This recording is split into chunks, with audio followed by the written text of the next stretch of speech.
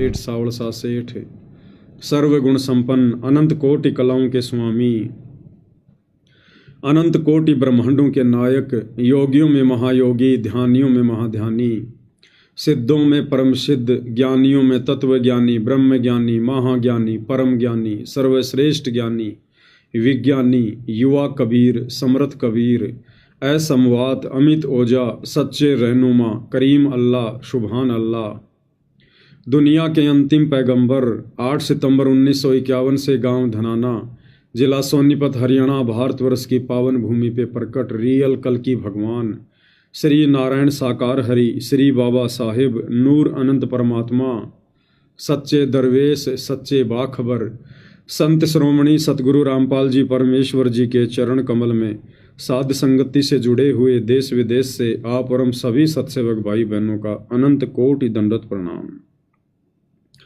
सत्साई भाई और बहनों, बहुत बड़ी दया, बहुत बड़ी मेहर पूज्य गुरुदेव भगवान की, परमेश्वर रामपाल जी की, जिनके शुभ आशीर्वाद से, विशेष आशीर्वाद से आप और हम सभी साध संगति से जुड़े हुए सत्सेवक भाई बहन ज्ञान को आधार बनाकर, हर प्रकार से गुरु को परमात्मा मानकर, हर तरह की मर्यादाओं का निर्वाह करते हुए दृढ़ता के साथ, विश्वास के साथ मोक्ष मार्ग पर, भक्ति मार्ग पर अपनी आत्मा के कल्याण हेतु गुरुदेव के आशीर्वाद से निरंतर आगे की ओर बढ़ रहे हैं।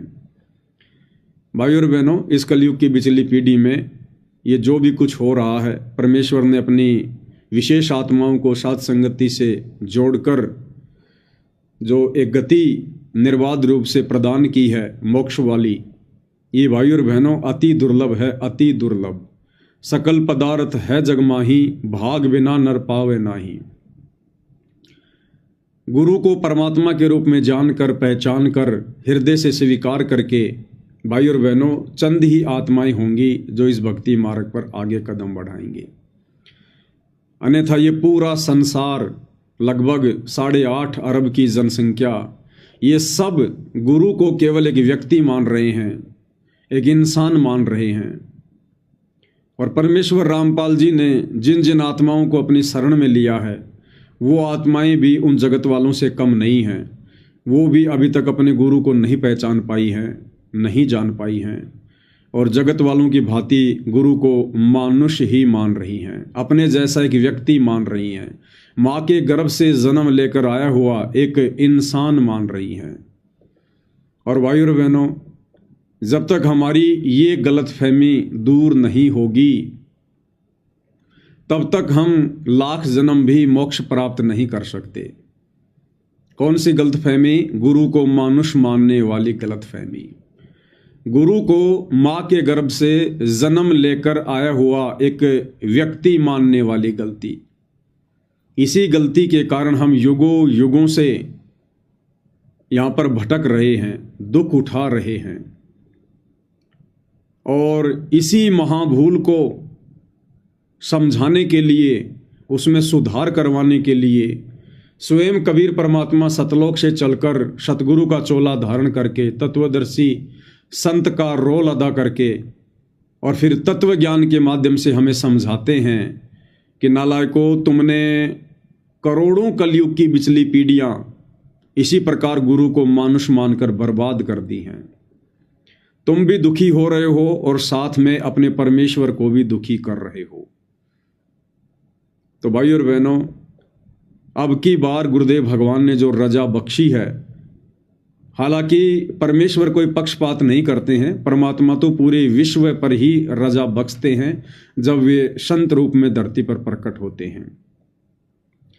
लेकिन कुछ आत्मा ऐसी होती हैं जिनके युगों युगों के शुभ संस्कार, भक्ति संस्कार इतने दृढ़ होते हैं, इतने प्रबल होते हैं कि वो आत्माएं झट से अपने गुरु को पहचान लेती हैं, उनके संकेतों को समझने लग जाती हैं और अपनी भूल को सुधारने की दिशा में आगे बढ़ने लगती हैं। तो निसंदेह आज वर्तमान में वो चंद आत्माएं इस पृथ्वी पर, पूरे 21 ब्रह्मांड में साध संगति से जुड़े हुए सत्सेवक भाई बहन हैं, जिन्होंने परमेश्वर रामपाल जी की लाखों की संगत में से कुछ ही समय में, चंद समय में, एक झटके में और ये बात अपने हृदय से स्वीकार कर ली कि हमारे पूज्य गुरुदेव भगवान कोई आम इंसान नहीं है, 21 ब्रह्मांड के कोई जीव नहीं है, कोई प्राणी नहीं है, ये माँ के गर्भ से जन्म लेकर आए हुए कोई इंसान नहीं है, ये स्वयं पूर्ण ब्रह्म परमात्मा है, सत्य पुरुष हैं, परम अक्षर ब्रह्म हैं, सर्वलोकों के रचयिता हैं। और उसके बाद गुरुदेव भगवान फिर भला क्या कमी छोड़ेंगे? फिर परमेश्वर भी उन आत्माओं को जो गुरु को परमात्मा के रूप में स्वीकार कर लेती हैं, उनको अपनी गोद में उठाकर परमेश्वर इस काल लोक के कष्टों से बचाते हुए भक्ति मार्ग पर निरंतर आगे बढ़ाते हैं। तो निसंदेह भाई और बहनों, सत्सेवकों पर पूज्य गुरुदेव भगवान की विशेष रजा है, विशेष मेहर है, और हमने इस मेहर को इसी प्रकार से बना कर रखना है। अन्यथा भाई और बहनों, जब तक पूर्ण परमात्मा कबीर देव इस आत्मा को मिल नहीं जाता है, और मिलने के बाद जब तक ये आत्मा उनके ज्ञान को भली भांति नहीं स्वीकार कर लेती है, नहीं जान लेती है, तब तक ये आत्मा रुक नहीं सकती है। इस आत्मा को शांति नहीं मिल सकती है। इस आत्मा की भ्रमणा, इस आत्मा का भटकना कभी समाप्त नहीं हो सकता है। ये विषय विकार, ये बुराइयाँ, ये सौपन में भी लाख कोशिशों के बावजूद भी साधक अपने से दूर नहीं कर सकता है, जब तक कि उसको परमात्मा ना मिल जाए, और मिलने के बाद जब तक उसे पूर्णतया उनके विषय में जानकारी ना हो जाए। तो गुरुदेव भगवान एक छोटे से सत्संग के माध्यम से हमें यही समझाना चाह रहे हैं, और इस सत्संग से हमें 2 शिक्षा मिलती हैं। सबसे पहले तो हमें दृढ़ता मिलेगी, हमें विश्वास होगा, क्योंकि गुरुदेव भगवान कह रहे हैं कि बच्चों, ये ऋषि महात्मा सतयुग में, त्रेता में, द्वापर में, जिनकी लाखों वर्ष की उम्र होती थी, हजारों वर्ष की उम्र होती थी, लंबे समय तक वो भगवान की साधना किया करते थे, तपस्या किया करते थे। किस लिए? अपने विषय विकारों के ऊपर नियंत्रण करने के लिए, क्योंकि विषय विकार भक्ति मार्ग में सबसे ज़्यादा बाधक होते हैं। ये साधक के मन को भटकाते हैं, उसे विचलित करते हैं, आत्मा में वो दृढ़ता उत्पन्न नहीं होने देते हैं। इसलिए अपने विषय विकारों को नियंत्रित करने के लिए, समाप्त करने के लिए ये साधु संत महात्मा ऋषि बेचारे घर बार छोड़कर, बाल बच्चे छोड़कर परमात्मा प्राप्ति के लिए जंगलों में चले जाते थे, पहाड़ों पर चले जाते थे, एकांत में चले जाते थे। लेकिन गुरुदेव ने कहा कि लाखों लाखों वर्ष साधना करने वाले वो ऋषि महात्मा भी सर पटक पटक के रह गए, लेकिन काल ने विषय विकारों पर नियंत्रण नहीं होने दिया। उदाहरण के लिए विश्वामित्र ने घर बार त्याग कर परमात्मा प्राप्ति के लिए तप करना शुरू किया, साधना करनी शुरू की। अब इंद्र को भाई और बहनों ये रास नहीं आता है। इंद्र ने अपने हलकारे छोड़ रखे होते हैं, अपने दूत यहाँ पर छोड़ रखे होते हैं। वो यहाँ पर अन्य वेश धारण करके या सूक्ष्म रूप में वो इसी बात की तहकीकात में रहते हैं, क्योंकि वो इंद्र के CBI ऑफिसर होते हैं, कि भाई कोई इंद्र का राज्य प्राप्त करने योग्य तप तो नहीं कर रहा है, इंद्र की गद्दी हथियाने योग्य कोई तप तो नहीं कर रहा है, कोई भक्ति साधना तो नहीं कर रहा, कोई धार्मिक यज्ञ तो नहीं कर रहा है। छोटे मोटे को तो वो खुद ही संभाल लेते हैं, और यदि कोई बड़ी बला होती है तो तुरंत वो नोटिफिकेशन भेज देते हैं इंद्र के पास में। तो इंद्र के पास में नोटिफिकेशन गया कि ऐसे ऐसे एक विश्वामित्र जी हैं और वो ब्रह्म साधना कर रहे हैं और आपकी गद्दी खतरे में है। तो भाई और बहनों, पूज्य गुरुदेव भगवान ने बताया कि इंद्र ने एक उर्वशी भेज दी वहां से, और उस उर्वशी ने अपनी अदाओं से, अपने सौंदर्य से, अपने कामुक शरीर से, अपनी मनमोहिनी चाल से उसने विश्वामित्र को अपने नियंत्रण में कर लिया, और विश्वामित्र ने काम वश होकर उसके साथ में विवाह कर लिया, शादी कर ली, और उनसे एक बच्ची उत्पन्न हुई। और उसके बाद इंद्र के द्वारा भेजी गई वो उर्वशी एक दिन विश्वामित्र जी से कहती है कि ऋषि जी, अब मैं अपने स्वलोक को जा रही हूं, तो विश्वामित्र समझ नहीं पाया माजरा क्या है। तब उसने बताया, तू काहे का साधक है, तू काहे का भगत है, मैं तो तेरी भक्ति खंडित करने के लिए आई थी, इंद्र के द्वारा भेजी गई उर्वशी हूं, और संभालिए अपनी बच्ची, और मैं चली अपने लोक को। उसके बाद गुरुदेव ने बताया, वो विश्वामित्र सिर पटक रहा है, सिर पीट रहा, फिर वो बनी बनाई साधना उसने अपनी बर्बाद कर दी। तो भाइयों और बहनों, इसी प्रकार न जाने सतयुग से लेकर द्वापर तक कितने बड़े बड़े ऋषि महात्मा साधु संत हुए हैं, और अपनी भक्ति को सफल करने के लिए उन्होंने विषय विकारों पर कंट्रोल करने के लिए कठोर तप किए, साधना की, परंतु वो भी विषय विकारों पर नियंत्रण प्राप्त नहीं कर पाए।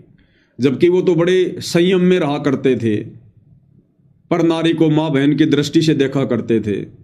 उस समय का खाना पीना भी इतना बिगड़ा हुआ नहीं था, उनके आचार विचार भी आप और हमसे लाखों गुना अच्छे थे।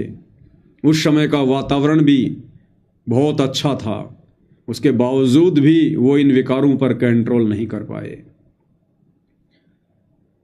क्योंकि वो जिस भगवान की भक्ति करते थे, वो जिस भगवान की पूजा करते थे, भक्ति करते थे, वो पूर्ण परमात्मा नहीं है। वो तो खुद जीव को विषय विकारों के षड्यंत्र में बांध के रखता है।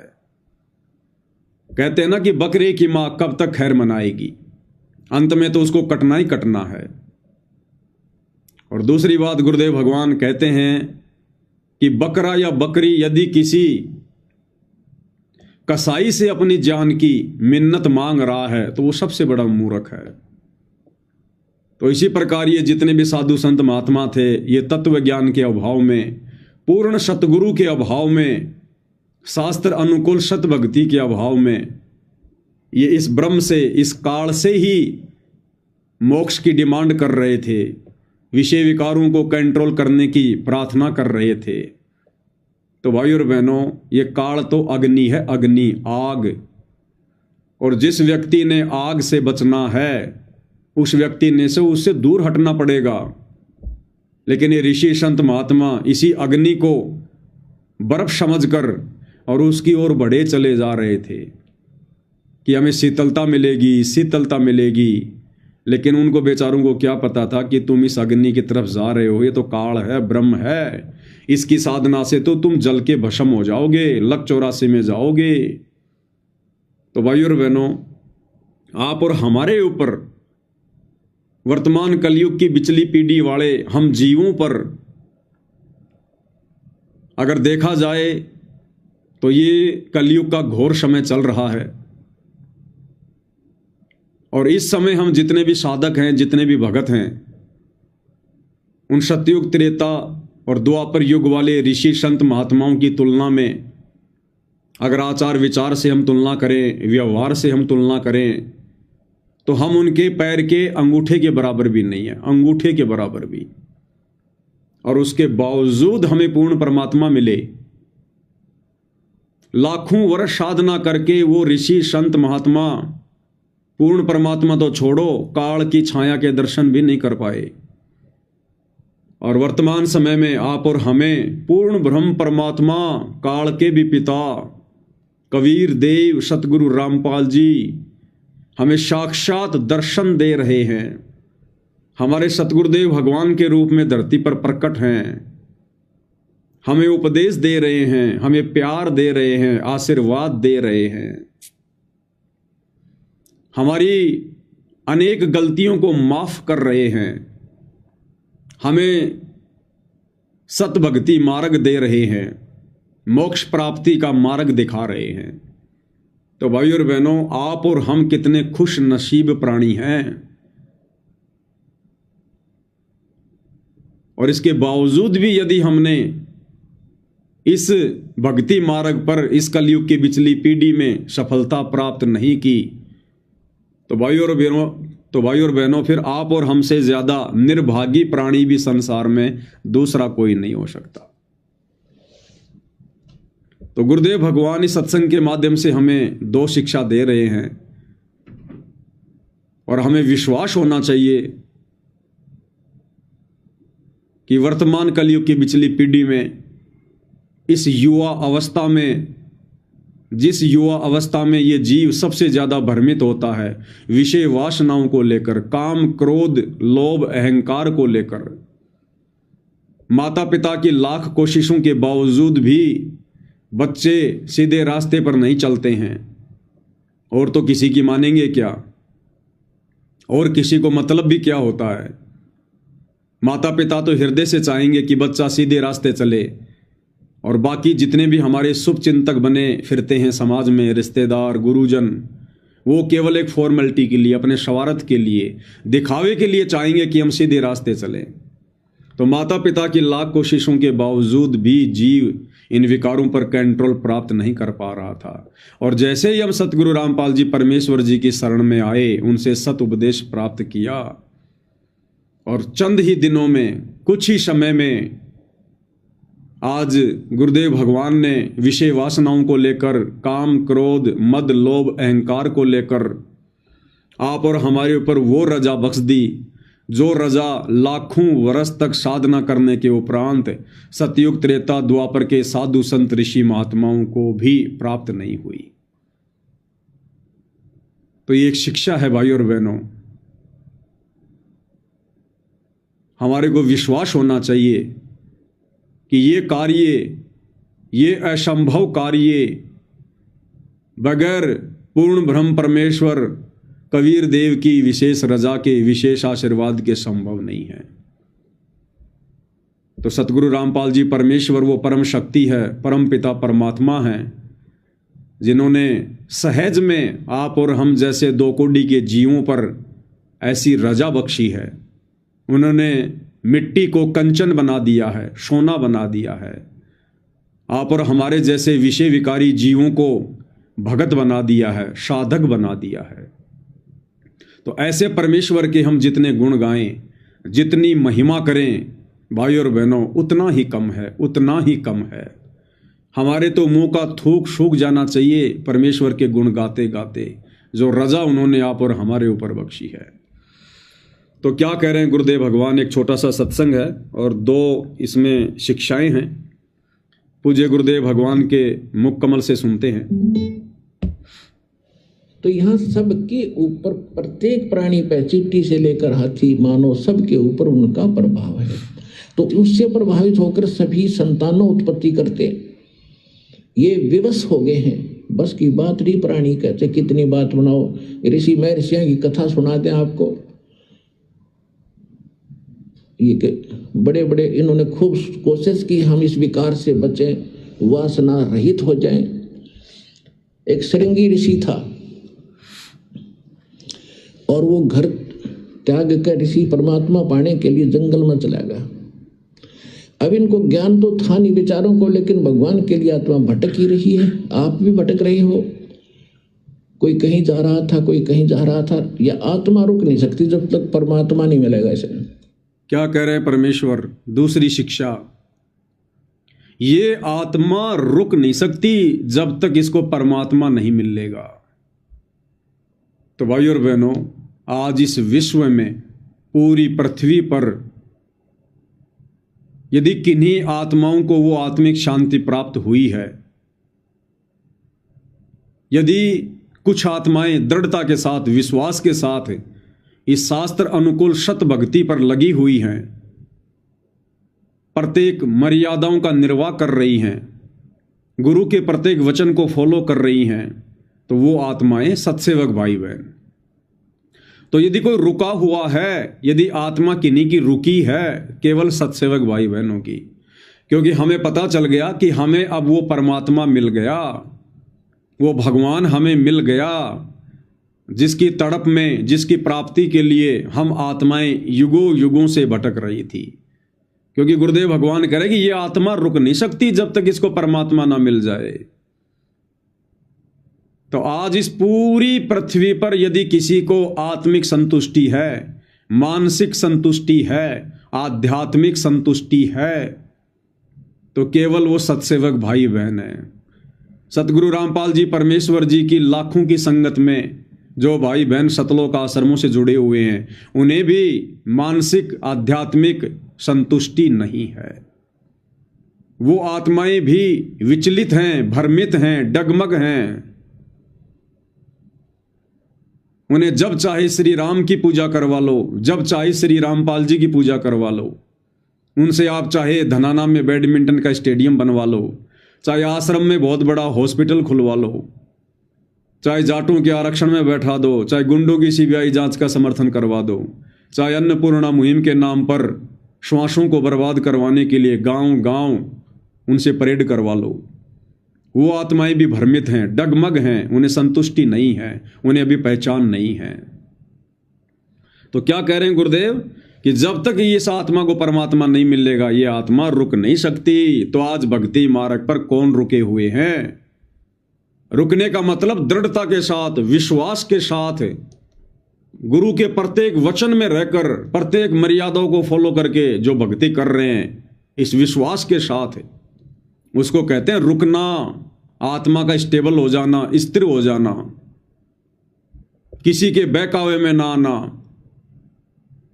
कोई कितना ही भ्रमित क्यों ना करे गुरु का नाम लेकर, गुरु का आदेश बताकर, लेकिन मन में तनिक भी दोष उत्पन्न ना होना, गुरु वचन को तोड़ने की स्वप्न में भी ना सोचना कि भैया हमें गुरुदेव भगवान ने जो अपने सत्संगों में बता दिया, समझा दिया, जो दिशा निर्देश उन्होंने अपने प्रवचनों में दे दिए, आज वर्तमान में उनकी गैर हाजिरी में हम उन प्रवचनों को, उन सत्संगों को ही अपना गुरु मानकर भक्ति करेंगे।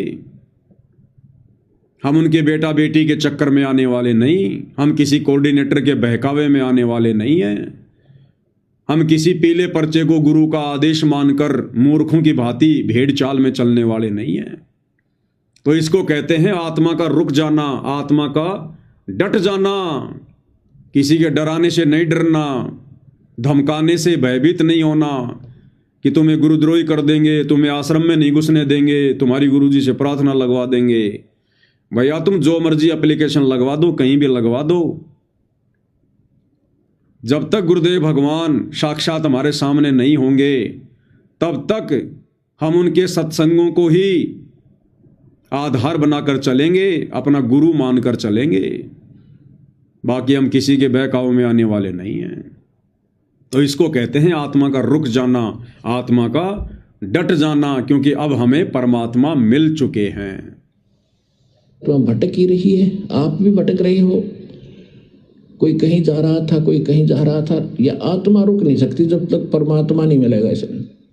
यह आत्मा रुक नहीं सकती जब तक परमात्मा नहीं मिलेगा इसमें। यह आत्मा रुक नहीं सकती जब तक परमात्मा नहीं मिलेगा इसमें। ये आत्मा रुक नहीं सकती जब तक परमात्मा नहीं मिलेगा इसमें। तो ये आत्मा परमेश्वर के आशीर्वाद से हम सत्सेवक भगत भाई बहनों की रुकी है। इसलिए गुरुदेव भगवान की जितनी महिमा की जाए, जितने उनके गुणगान किए जाएं भाई और बहनों, उतना ही थोड़ा है। और सतगुरु की महिमा का मौका तो युगों युगों के बाद मिलता है। युगों युगों उपरांत किन्हीं विशेष आत्माओं को, सतलोक के लिए अधिकारी आत्माओं को, ये सबके नसीब में नहीं होता है।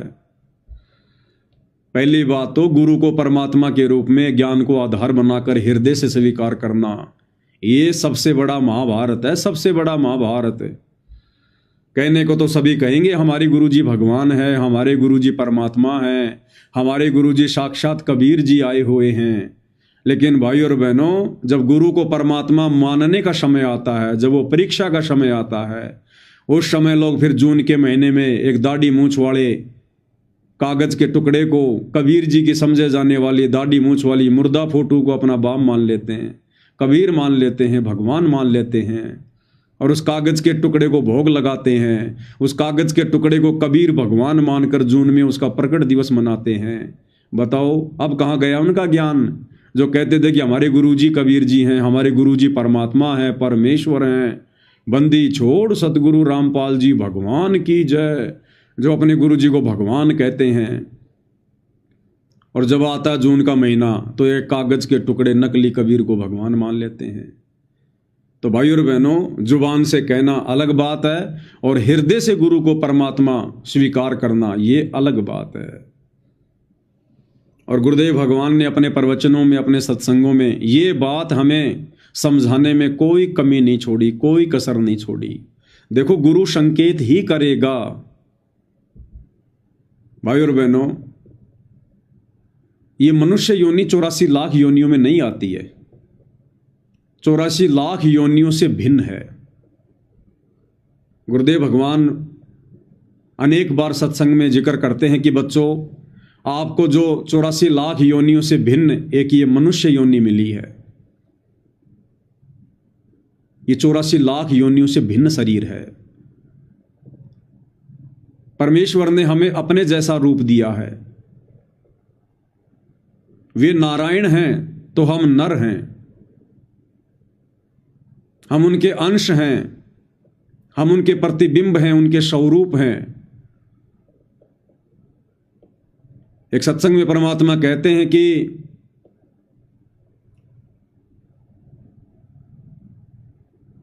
मालिक की वाणी है,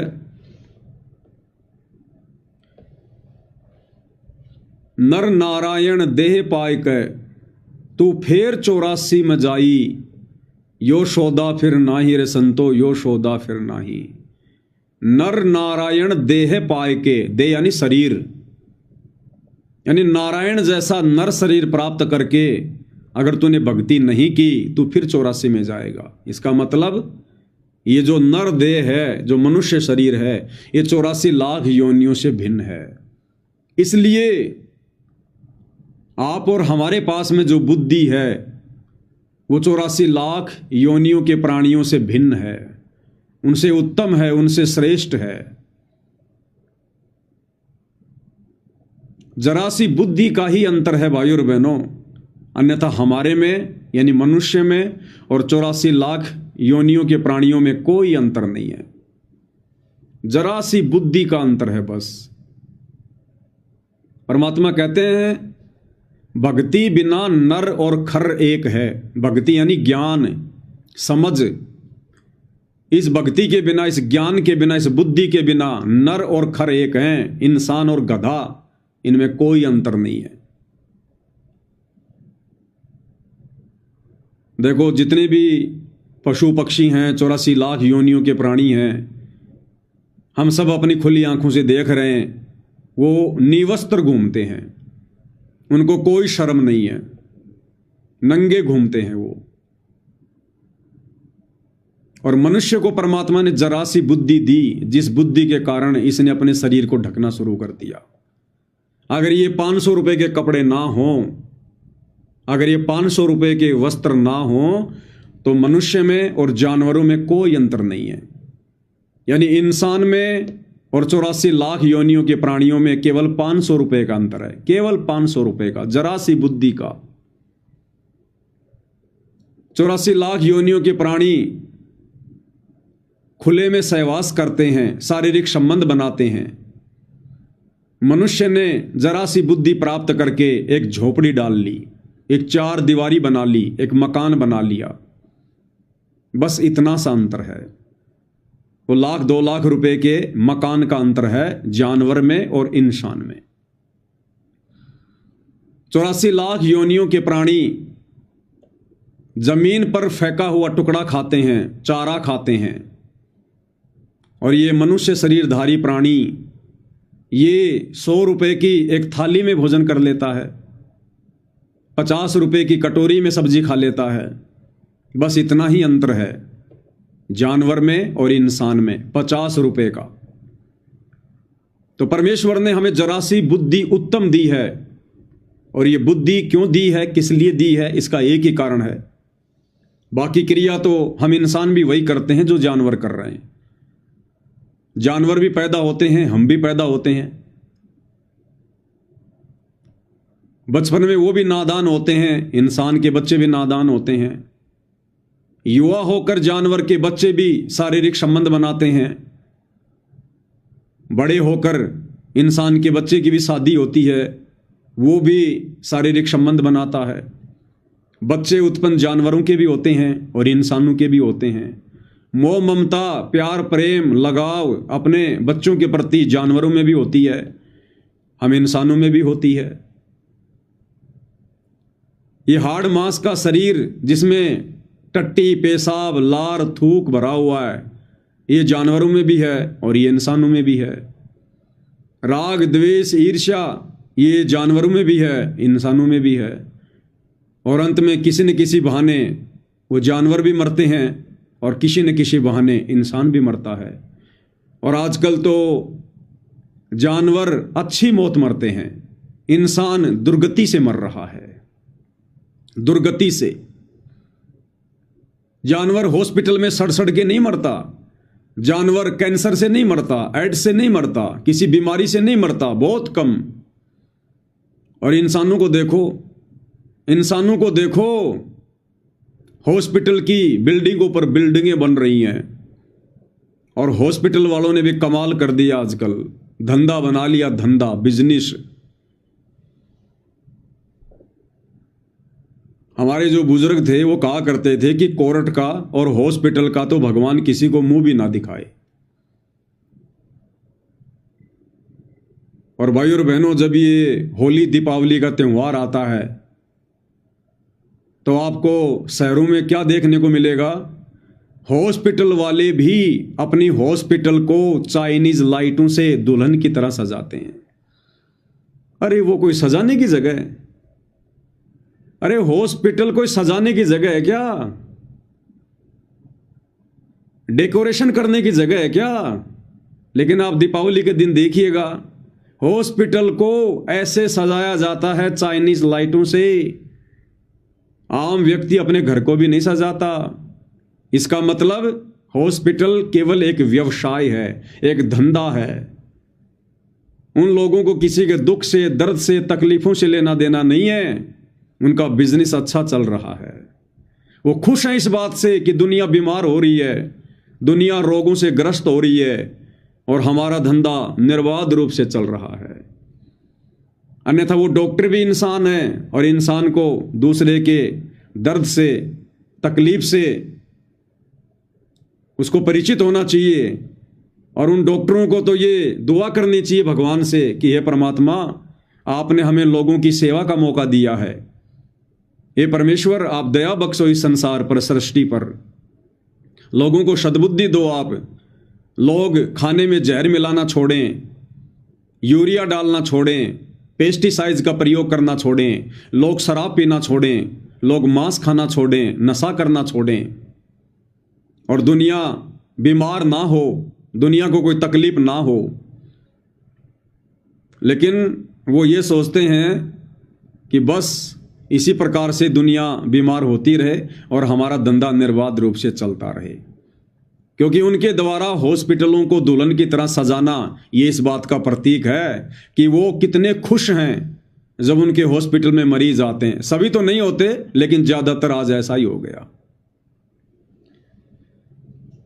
तो भाई और बहनों, अब आने वाले समय में परमात्मा वो समस्या भी दूर कर देंगे इन डॉक्टरों की, इन हॉस्पिटल वालों की, क्योंकि आने वाला समय सतयुग का है, 2028 युग परिवर्तन का समय है।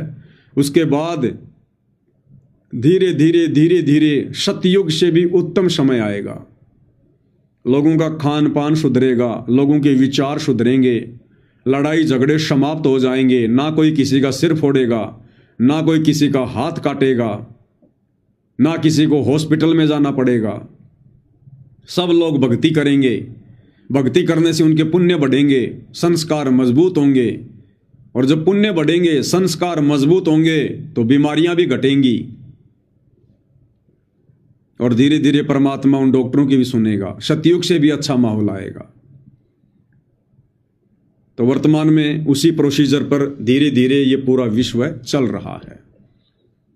तो जो प्रसंग चल रहा था भाइयों और बहनों, कि गुरु को परमेश्वर माने बिना, गुरु को परमात्मा माने बिना हृदय से आप और हमारी ये जन्म और मरण वाली समस्या कभी भी सॉल्व नहीं हो सकती। और ये गुरु को परमेश्वर मानने वाली जो प्रोसीजर है भाइयों और बहनों, ये केवल कलयुग की बिचली पीढ़ी में ही खत्म होती है, सॉल्व होती है, और सबकी नहीं होती है।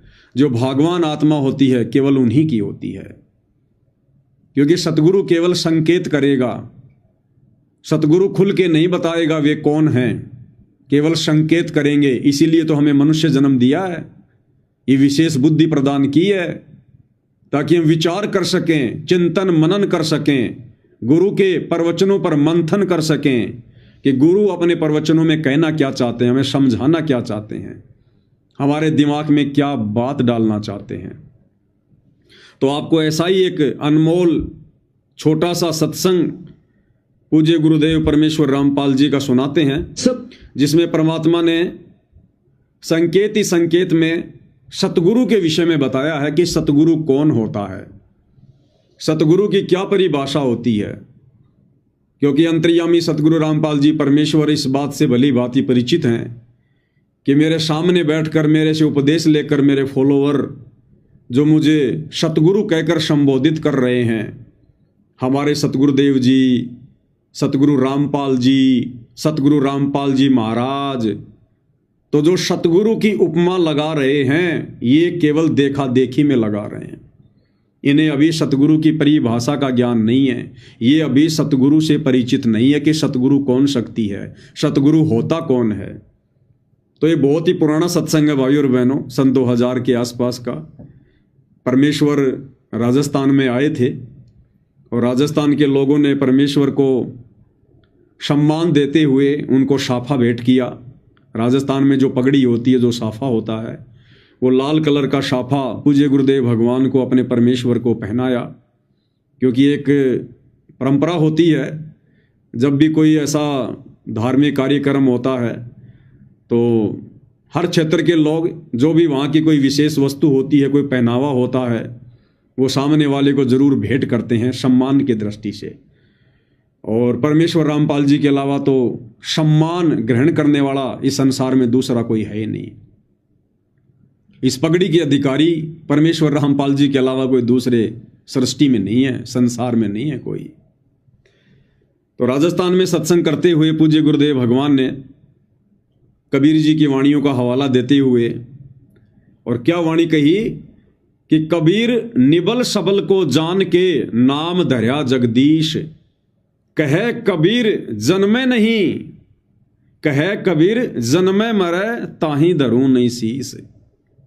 कबीर जी क्या कह रहे हैं अपनी वाणी में कि निबल सबल को जान के नाम धर्या जगदीश। ये दुनिया ने तो ऐसे ही इन देवी देवताओं के नाम धर लिए, जगदीश, जगत के ईश, आध्यात्मिक ज्ञान के बिना, तत्व ज्ञान के बिना।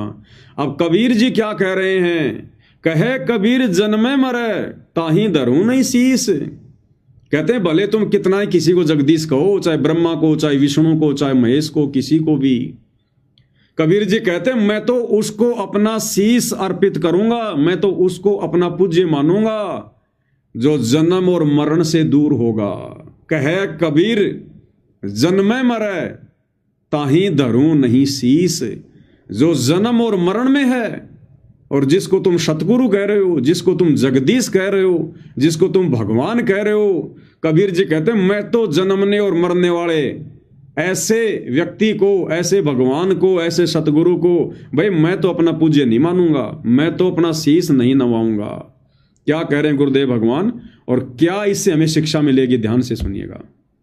सबल को जाने के नाम धरा जगदीश, कह कबीर जन्म मरे उनको धरो ना शीश। ये ब्रह्मा विष्णु महेश, ये तो जन्म मरने वाले भगवान हैं, इनको मैं नमस्कार भी ना करूं।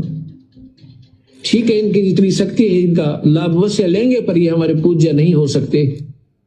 तो क्या कहा गुरुदेव ने कि ये नादान जगत वाले ब्रह्मा विष्णु महेश को जगदीश मानकर, अपना पूज्य इष्ट मानकर, देव मानकर इनकी पूजा कर रहे हैं। लेकिन गुरुदेव कह रहे हैं कि निबल सबल को जान के नाम धर्या जगदीश, और कहे कबीर जन्मे मरे ताही धरूं नहीं शीश। कि भैया मैं तो उसको अपना शीश अर्पित नहीं करूंगा, मैं तो उसे अपना पूज्य नहीं मानूंगा, अपना इष्ट नहीं मानूंगा जो जन्म और मरण में है। तो भाई और बहनों, हम तो कबीर पंथी हैं। अरे हम सभी भाई बहन कबीर पंथी हैं, कबीर जी के द्वारा दिखाए गए मार्ग पर चल रहे हैं। तो हमने भी वही करना पड़ेगा जो कबीर जी कह रहे हैं। यानी जन्मने और मरने वाले को हमने कभी भी पूज्य देव के रूप में स्वीकार नहीं करना। जो जन्मता है मरता है वो कभी जगदीश नहीं हो सकता, वो कभी परमात्मा नहीं हो सकता, और हमने उसको शीश नहीं नवाना चाहिए। शीश नवाने का मतलब है हमने उसको पूज्य दृष्टि से नहीं देखना चाहिए, उसकी भक्ति नहीं करनी चाहिए। वो हमारा मोक्ष वाला जो झंझट है वो समाप्त नहीं कर सकता। तो ये कबीर जी की वाणी है, और हम सभी सतगुरु रामपाल जी के फॉलोअर कबीर पंथी हैं, कबीर पंथी। तो अब मैं उन अपने तमाम गुरु भाई बहनों से निवेदन करूंगा, प्रार्थना करूंगा कि मैं पवन दास तो कुछ नहीं कहता भाई, मेरे से नाराज मत हुआ करो। ये कबीर जी की वाणी है, और स्वयं सतगुरु रामपाल जी इस वाणी को बोल रहे हैं, समझा रहे हैं। अब इस आधार से सतलोक आश्रमों से जुड़े हुए भाई बहनों से मेरी प्रार्थना है, मेरी विनती है, भाई आप लोग तो अपने गुरु जी को जन्म लिया हुआ मानते हो। सतगुरु रामपाल जी तो आप भाई बहनों के अनुसार जन्म और मरण में हैं। आप ही कहते हो कि उनके पिता का नाम नंदराम है, उनकी माता का नाम इंद्रो देवी है। संत रामपाल जी का जन्म इंद्रो माई की कोख से हुआ है। संत रामपाल जी का जन्म गांव धनाना में हुआ है। तो आप खुद ही कहते हो भाई बहन कि संत रामपाल जी का तो जन्म हुआ है, वो तो जन्म और मरण में है। और आप लोगों ने एक 3D की फिल्म बना दी 25 मिनट की, संत और परमात्मा का अद्भुत मिलन, और उसमें आप लोगों ने बिल्कुल संत रामपाल जी को जन्म मरण वाला साबित कर दिया कि संत रामपाल जी तो एक जीव थे, परमात्मा के हंस थे, माँ के गर्भ से जन्म लेकर आए थे। और 1997 में संत रामपाल जी को तो कबीर जी ने सशरीर सतलोक भेज दिया, और आज उनके चोले में खुद ही लीला कर रहे हैं। तो आप सतलोक आश्रमों से जुड़े भाई बहनों के अनुसार संत रामपाल जी तो जन्म और मरण में है। आप लोग जन्म मरण से बाहर तो उस कागज के टुकड़े, दाढ़ी मूंछ वाली फोटो कबीर को मान रहे हो। तभी तो जून के महीने में कबीर का तो प्रकट दिवस मनाते हो, और संत रामपाल जी का 8 सितंबर के दिन जन्मदिन मनाते हो, अवतरण दिवस मनाते हो। तो भाइयों और बहनों, इस आधार से तो सतगुरु रामपाल जी आपके पूज्य देव नहीं हैं, क्योंकि संत रामपाल जी तो आप लोगों के अनुसार जन्म मरण में हैं। तो संत रामपाल जी को तो शीश नहीं नवाना चाहिए कबीर जी की वाणी के अनुसार। तो आप लोग किस दिशा में जा रहे हो भाई और बहनों? वो दाढ़ी मूंछ वाला कबीर आप लोगों के सामने प्रत्यक्ष नहीं है। संत रामपाल जी को आपने जन्म और मरण में मान लिया, और जो जन्मता और मरता है उसके लिए खुद कबीर जी कह रहे हैं कि ताही नवाऊं नहीं शीस, कहे कबीर जन्मे मरे ताही धरूं नहीं शीस। तो बताओ आप लोग किस दिशा में जा रहे हो, किस मार्ग पर जा रहे हो? आप किस दिशा में जा रहे हो भाई और बहनों? समय बहुत थोड़ा बचा है। इस जिंदा कबीर सतगुरु रामपाल जी को पहचान लो, ज्ञान को आधार बनाकर। अगर ज्ञान आधार नहीं बनाना आता है तो साथ संगति के वीडियो देखना शुरू करो। अपने गुरुदेव के आशीर्वाद से सत्सेवक भाई बहन तुम्हें बताएंगे, समझाएंगे कि ज्ञान आधार क्या होता है, गुरु को हृदय से परमात्मा कैसे माना जाता है, गुरु कैसे रजा बख्शेंगे ये बात हमें समझ में आए, उसके लिए गुरु को कैसे प्रसन्न किया जाता है, गुरु की मेहर प्राप्त करने के लिए, ज्ञान योग खुलवाने के लिए क्या क्या धार्मिक क्रियाएं करनी पड़ती हैं। अगर आप भाई बहनों की आंखें बंद हैं, ये माया का रस पी कर यदि आप डामाडोल हो चुके हैं, तो सत्सेवक भाई बहनों से संपर्क करो, साथ संगति के वीडियो देखो। तो भाई और बहनों, आश्रम वालों की पूरी तरह से आंखें बंद हैं, और आप और हमारी आंखें पूज्य गुरुदेव भगवान ने किस कदर खोल रखी हैं, इसके लिए भी हम गुरुदेव भगवान की जितनी महिमा करें भाई और बहनों उतना ही कम है। और हमने अब इस रजा को भाई और बहनों अंतिम समय तक, अंतिम श्वास तक इसी प्रकार से बना के रखना है। अगर हमारा जरा भी ध्यान अपने गुरुदेव भगवान से हट गया, जरा भी, क्योंकि दास को शायद कल या परसों किसी ने व्हाट्सएप पर एक मैसेज भेजा कि भगत जी मान लीजिए मैंने आज संत रामपाल जी को परमात्मा मान लिया, भगवान मान लिया, और यदि कल को किसी कारण से मैं उनको परमात्मा ना मान पाऊं, भगवान ना मान पाऊं, अंतर्यामी स्वयंभू परमात्मा ना मान पाऊं, तो क्या मेरा मोक्ष नहीं होगा? तो देखो भाइयों और बहनों, पहली बात, यदि आपने ज्ञान को आधार बनाकर ये 100 प्रमाण देखकर सतगुरुदेव जी को परमात्मा मान लिया, अंतर्यामी मान लिया, अविनाशी मान लिया, तो निकट भविष्य में कभी ऐसी नौबत आएगी नहीं। आप फिर गुरु पद से कभी नीचे गिर ही नहीं सकते। आपके मन में फिर कभी ये दोष उत्पन्न ही नहीं होगा। हाँ, यदि आपने देखा देखी में, लोगों के कहने से, जल्दबाजी में, होश में जोश खोकर इन आश्रम वालों की तरह यदि आप सत्सेवकों की कॉपी करते हुए अगर आप जयकारे लगाओगे, सतगुरु रामपाल जी भगवान की जय, सतगुरु रामपाल जी भगवान की जय, तो फिर आप आगे चल के धोखा खा सकते हो। परंतु यदि आपने सत्सेवक भाई बहनों की तरह सत्संगों को समझकर, गुरु से प्रार्थना करते हुए, ज्ञान को आधार बनाकर यदि आपने उन्हें परमेश्वर के रूप में मान लिया, स्वीकार कर लिया, फिर भाई और बहनों ये नौबत आएगी ही नहीं, आएगी ही नहीं ये नौबत। गुरुदेव भगवान कभी हमसे दूर हो ही नहीं सकते। ऐसा दोष कि हमारे गुरु परमात्मा नहीं होंगे, शौपन में भी नहीं आ सकता, शौपन में भी।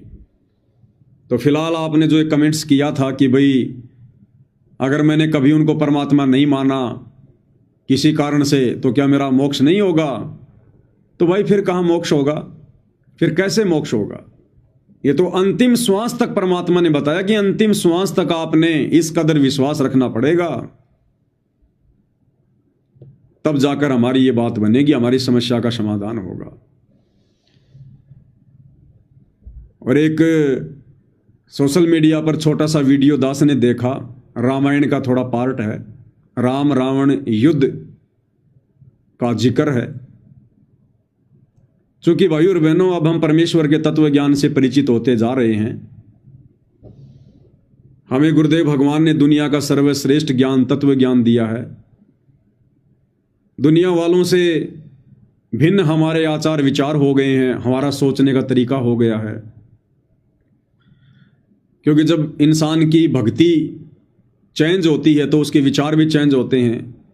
जब इंसान का खान पान चेंज होता है तो उसके विचार भी चेंज होते हैं। जब इंसान की संगति चेंज होती है तो उसके विचार भी चेंज होते हैं। तो ऐसा कोई भी वीडियो हमारे सामने आता है और उस वीडियो में जो सार होता है, जो मूल होता है, मूल सार निष्कर्ष, वो हम सत्सेवक भाई बहन तुरंत कैच कर लेते हैं, तुरंत पकड़ लेते हैं, तुरंत झटके से। इसमें क्या शिक्षा है? क्योंकि अब हमें निष्कर्ष निकालना आ चुका है गुरुदेव के आशीर्वाद से। तो एक छोटा सा वीडियो दास ने देखा जिसमें राम रावण युद्ध चल रहा है।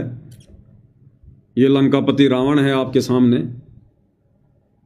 अब कई बार क्या होता है भाई और बहनों, कुछ इस प्रकार के वीडियो जब हम लाइव में चला देते हैं तो लाइव वीडियो बंद भी हो जाता है, कोई कॉपीराइट वगैरह लग जाती है, वो वीडियो डिलीट हो जाता है। तो ऐसे कोई नौबत आ जाए तो कोई दिक्कत नहीं है, ये रिकॉर्ड हो जाएगा और जब दोबारा से इसका वीडियो डालेंगे वो आपको सुनने को मिल जाएगा। तो ये राम रावण युद्ध के समय की घटना है और दशरथ पुत्र श्री रामचंद्र काफी समय से रावण के साथ युद्ध करते हुए उन्हें मारने का प्रयास कर रहे थे, लेकिन रावण मर नहीं रहा था। बार बार श्री रामचंद्र जी तीर मारकर उनके शीश काट रहे थे, लेकिन रावण के पास में सिद्धियां थी, वापस उनका शीश उनके धड़ पर जुड़ जाता था।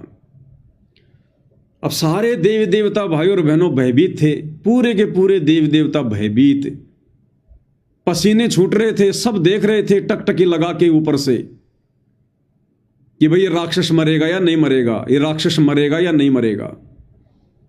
अब बहुत सारे भाई बहनों को शंका हो जाएगी यहां पर कि हमने तो सुना है कि 33 करोड़ देवी देवता रावण ने जेल में डाल रखे थे और उन 33 करोड़ देवी देवताओं को छुटवाने के लिए ही रामचंद्र जी रावण के साथ युद्ध कर रहे थे। तो फिर ऊपर से कौन से 33 करोड़ देवी देवता देख रहे थे?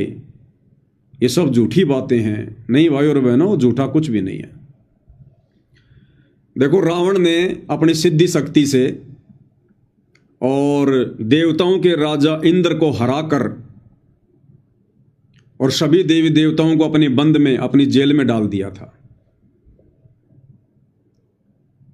अब ऊपर क्या है भाई और बहनों? ये पद हैं, ये पोस्ट हैं, ये 33 करोड़ देव पद हैं ये। और जैसे यहां पर अगर कोई विधायक, कोई एमएलए, कोई मंत्री, कोई मुख्यमंत्री यदि कोई घोटाला कर देता है, कोई भ्रष्टाचार कर देता है, तो देश के संविधान के अनुसार उसको जेल में डाल दिया जाता है। अब वो मुख्यमंत्री तो जेल में चला गया। अब पीछे से कोई कहे भैया फिर उस केंद्र को कौन चला रहा है, उस राज्य को कौन चला रहा है? वो मुख्यमंत्री तो जेल में डाल दिया गया। फिर तुम कह रहे हो कि वहां का मुख्यमंत्री, फिर दूसरा मुख्यमंत्री कौन आ गया? तो क्या है, वो मुख्यमंत्री अगर जेल चला गया तो क्या उस राज्य को चलाने के लिए दूसरे मुख्यमंत्री को नियुक्त नहीं किया जाएगा? किया जाएगा। ठीक इसी प्रकार भाई और बहनों, ये 33 करोड़ देव पद हैं। इनमें यदि कोई मर जाता है, किसी का समय पूरा हो जाता है, या अन्य कोई राक्षस और देवताओं के युद्ध के चलते अगर किन्हीं देव देवताओं को बंधक बना लिया जाता है, तो परमेश्वर के ऑटोमेटिक मैनेजमेंट के अनुसार उन पदों पर दूसरे लोगों को देव पद पर बैठा दिया जाता है। तो जिन 33 करोड़ देवी देवताओं को रावण ने अपने कैद में डाल रखा था, उसके बाद, क्योंकि सृष्टि तो परमात्मा ने चलानी होती है ना, एक मैनेजमेंट तो परमात्मा ने बना के रखना होता है ना, तो तुरंत ही, क्योंकि इनकी विज्ञान बहुत एडवांस होती है, इनका सिस्टम बहुत एडवांस होता है, तुरंत ही उन देव पदों पर जो आत्माएं रिजर्व में होती हैं, उन आत्माओं को बैठा दिया जाता है, तुरंत उनको बैठा दिया जाता है। तो ऊपर से ये 33 करोड़ देवी देवता सारे के सारे टकटकी लगाकर देख रहे थे कि हे भगवान, अगर ये रावण नहीं मरा और अगर रामचंद्र जी पर भी इसने विजय प्राप्त कर ली, तो हम जो नए नए देव पद पर बैठे हैं 33 करोड़, हमें भी ये जेल में डालेगा। तो सारे के सारे बेचारे भयभीत हो रहे थे, पसीने छूट रहे थे उनके। और इसी चिंता में सारे के सारे एकत्रित होकर वार्तालाप करने लगे और किसी से पूछने लगे कि भाई ये हो क्या रहा है? ये रावण श्री रामचंद्र जी के तीर मारने से मर क्यों नहीं रहा है? श्री रामचंद्र जी इसको मार क्यों नहीं देते? इसको मार क्यों नहीं देते? प्रभु इसके हृदय को लक्ष्य बनाकर बाण क्यों नहीं चला रहे? इतने में वहां पर ब्रह्मा जी प्रकट हो जाते हैं। इंद्र खड़ा है, मुख्य मुख्य देवता खड़े हैं, चिंत्या। इतने में वहां पर ब्रह्मा जी प्रकट हो जाते हैं। सभी ब्रह्मा जी को नमन करते हैं, नमस्कार करते हैं। और देवताओं के राजा इंद्र ने कहा, तो क्या फिर ये रावण श्री रामचंद्र जी से नहीं मर पाएगा? तो ब्रह्मा जी ने कहा कि ऐसी बात नहीं है, रावण अवश्य मरेगा, लेकिन जानबूझकर श्री रामचंद्र जी इसके हृदय को लक्ष्य बनाकर बाण नहीं मार रहे। इसका एक बहुत गूढ़ रहस्य है। अब रहस्य वास्य तो भाई और बहनों आज हमें समझ में आ गया, कोई गूढ़ रहस्य नहीं था। ये अपनी इज्जत बचाने के लिए इस प्रकार के दाव पेच मारते हैं। अगर श्री रामचंद्र जी उसके हृदय को लक्ष्य बनाकर बाण मार भी देते तो कौन सा रावण मर जाता? छाती में बाण मारने से तो मर ही नहीं सकता था। अरे जिसकी गर्दन काटी जा रही थी तब नहीं मर रहा, तो हृदय में बाण मारने से कहां मर जाता? वो तो बाद में रामचंद्र जी को विभीषण ने बताया कि इसकी नाभि में अमृत कुंड है, जब तक उसको बाण मार के नहीं सुखाया जाएगा रावण नहीं मरेगा। और अब हमारे को तत्व ज्ञान में सतगुरु रामपाल जी परमेश्वर जी ने आकर बताया कि विभीषण के द्वारा ये बात बताने के बावजूद कि उसकी नाभि में अमृत कुंड है, जब तक उसको बाण मार के नहीं सुखाओगे रावण नहीं मरेगा। श्री रामचंद्र, दशरथ पुत्र श्री रामचंद्र, विष्णु अवतार श्री रामचंद्र 6 महीने तक निशाना लगाते रहे, लाखों बाण बर्बाद कर दिए, लेकिन रावण की नाभि में निशाना नहीं मार पा रहा था। ये बात अब सतगुरु रामपाल जी परमेश्वर जी ने आकर बताई हमारी आंखें खोली गुरुदेव भगवान ने। एक बार गुरुदेव भगवान के मुख कमल से सुनते हैं, क्योंकि नए नए भगत भाई बहन बहुत जुड़ते हैं। और फिर ये भी कहा परमात्मा ने कि हमने ही रावण को मारा। काफी दिन हो गए थे युद्ध होते ने, रावण श्री रामचंद्र जी पर मरा नहीं था। तब परमेश्वर कहते हमने ही उसे राम को के माध्यम से, यानी अपनी उसका हमने तीर ठोका उसका, और मारता दिखा श्री राम, निशाना हमने साधा था उसका, तब वो रावण मरा था। क्या बताते हैं, हम ही रावण मार लंका पर करी चढ़ाई, हम ही 10 सिर मार देवतन की बंद छुटाई, हम ही राम रहीम करीम पूर्ण करतारा, हम ही बांधे सेतु चढ़े संग पद्म 18। हमने ही उस सेतु यानी पुल को हमने ही बांधा था अपनी शक्ति से। अब भाइयों और बहनों, इसमें हमें एक और शिक्षा मिलती है। क्या शिक्षा है?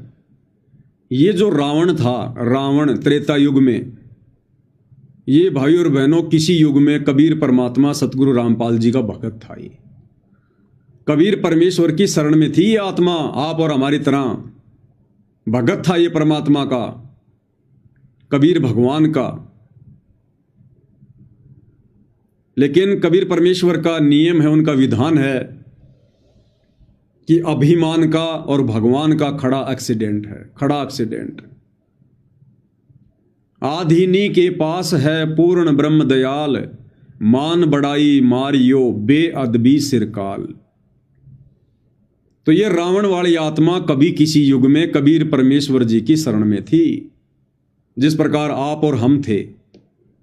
लेकिन हम लोग टिकते नहीं हैं। गुरु में दोष देखना हमारी पुरानी आदत है।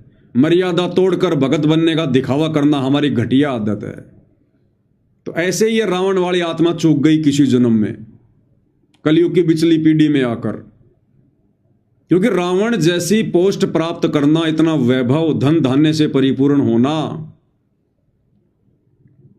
ये कलयुग की बिचली पीढ़ी वाली भक्ति से ही संभव है। इस भक्ति धन के प्रतिफल में ही ब्रह्मा विष्णु महेश बनते हैं, 33 करोड़ देवपद प्राप्त होते हैं, बड़े बड़े राजा महाराजा बनते हैं। तो जिस प्रकार आज आप और हमें मौका मिला है, चांस मिला है कलयुग की बिचली पीढ़ी में भक्ति धन जमा करने का, ऐसे इस रावण वाली आत्मा को भी कभी किसी जन्म में कबीर परमात्मा सतगुरु रामपाल जी की शरण में आने का मौका मिला था। लेकिन ये चूक गया सतनाम लेकर या सारनाम लेकर। तो भक्ति धन इसका ढेरों जमा हो गया और मोक्ष हो नहीं पाया। ये आत्मा काल के हत्थे चढ़ गई। और देखो फिर आगे चलकर परमात्मा ने उसका वध करना पड़ा। स्वयं कबीर भगवान ने आकर फिर अपने भगत का, जो किसी जन्म में भगत था, उसका वध करना पड़ा। कुत्ते वाली मौत उसको देनी पड़ी परमात्मा ने। हम लोग ऐसे अपनी दुर्गति करवाते हैं इस भक्ति मार्ग से हटकर, गुरु में दोष देखकर, गुरु को परमात्मा ना मानकर। विशेष संदेश में गुरुदेव भगवान ने स्वयं जिक्र किया है, दास गुरुदेव के मुख कमल से आपको सुना देता है। जो भी जैसी साधना मालिक के नाम पर बैठ कर कहीं कर रहा है, उसके पिछले संस्कार से, उस भक्ति से जो उसको मिलना है, उसके साथ साथ परमात्मा उसको सहारा देते हैं। जैसे रावण ने सिर काट दिया शिव जी के निमित्त, तो भगवान के नाम काटा उसने, और भगवान की खोज में निकला था। साधना गुरु गलत मिलने से उसको मार्ग गलत मिल गया। पिछले जन्म के संस्कारी ही इतने सैक्रिफाइस कर सकते, इतनी कुर्बानी कर सकते, वैसे नहीं हुआ करते। तो पिछले जन्मों में वो भगवान का भगत रहा है, फिर इतना बिगड़ गया कि राक्षस बन गया। क्या कह रहे हैं गुरुदेव कि पिछले किसी जन्म में ये भगवान का भगत रहा है और फिर आगे चलकर इतना बिगड़ गया कि राक्षस बन गया। एक बार फिर से सुन लो। इतनी कुर्बानी कर सकते, वैसे नहीं हुआ करते। तो पिछले जन्मों में वो भगवान का भगत रहा है, फिर इतना बिगड़ गया कि राक्षस बन गया। तो उस मालिक ने उसको 10 शीश वापस दिए, लेकिन बकवाद करी तो अंत बुरा हुआ। उसके कर्म मधु सिद्धि दिशे दीदी की उनसे धन दे दिया, वो धन भी यही छोड़ गया। गिरफ सर्व सोने की लंका होती, रावण शरण दी, एक पलक में राज विराजी जम के पड़े दी। एक गहरी शिक्षा है भाई और बहनों, गहरी शिक्षा।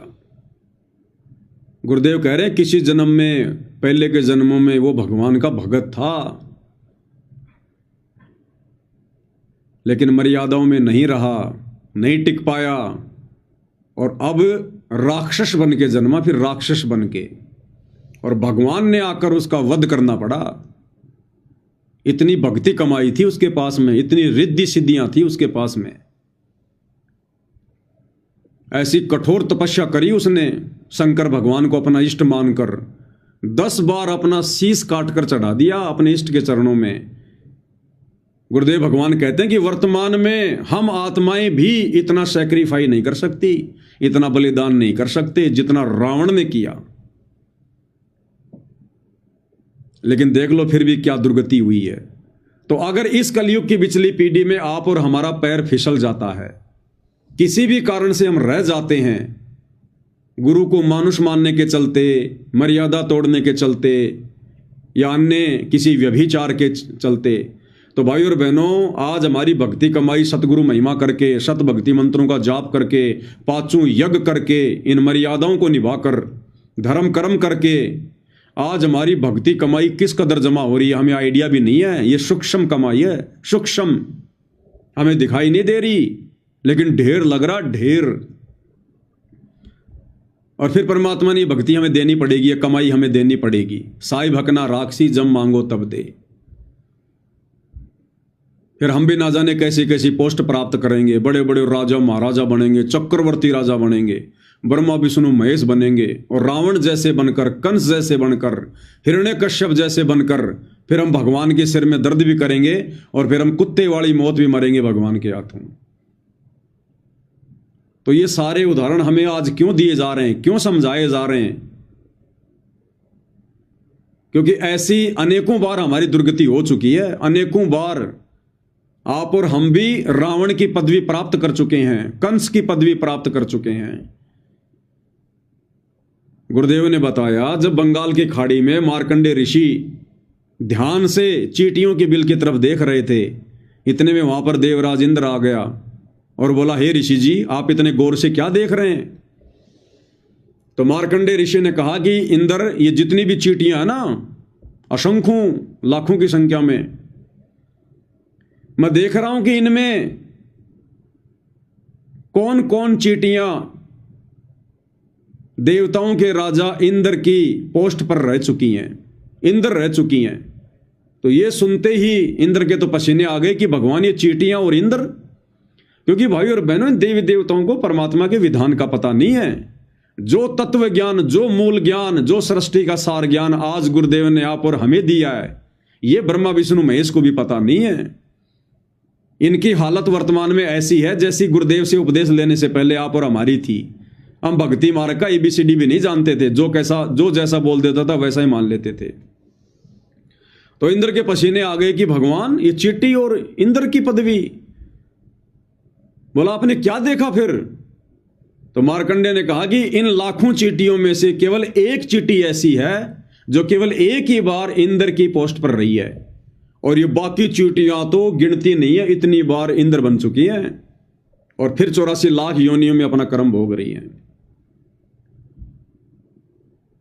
तो इसी प्रकार भाई और बहनों, आप और हम ना जाने कितनी कितनी बार कैसी कैसी पोस्ट प्राप्त कर चुके हैं, कितनी बार हम देवी देवता बन चुके हैं, देवताओं के राजा इंद्र बन चुके हैं, ब्रह्मा विष्णु महेश बन चुके हैं, रावण जैसे राजा बन चुके हैं, कंस बन चुके हैं, हिरण्यकश्यप बन चुके हैं, राम और श्री कृष्ण जैसे भी हम बन चुके हैं अवतार धार धार के।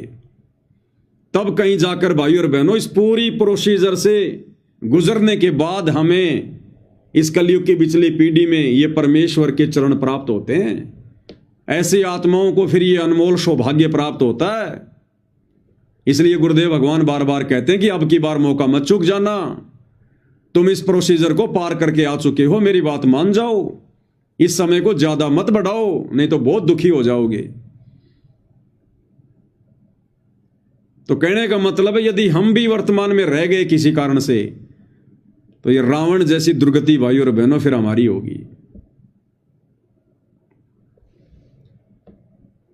तो सारे देवी देवता बड़े दुखी, बड़े प्रसन्न, सॉरी प्रसन्न तो कहां, उनके तो पसीने छूट रहे थे बेचारों के। तो सारे देवी देवता दुखी होकर फिर ब्रह्मा जी से कहने लगे, तो क्या रावण कभी नहीं मरेगा, इसका अंत नहीं होगा? प्रभु श्री रामचंद्र जी रावण के सीने को लक्ष्य बनाकर तीर क्यों नहीं मार रहे? तो ब्रह्मा जी ने कहा कि भाई इसके पीछे एक बहुत ही गूढ़ रहस्य है, बहुत ही गूढ़ रहस्य है इसके पीछे। अब गूढ़ रहस्य कुछ नहीं था भाई और बहनों, अब ये गूढ़ रहस्य आप और हमें समझ में आएगा। ये गूढ़ रहस्य आप और हमें समझ में आएंगे, ना उन देवी देवताओं के समझ में आए।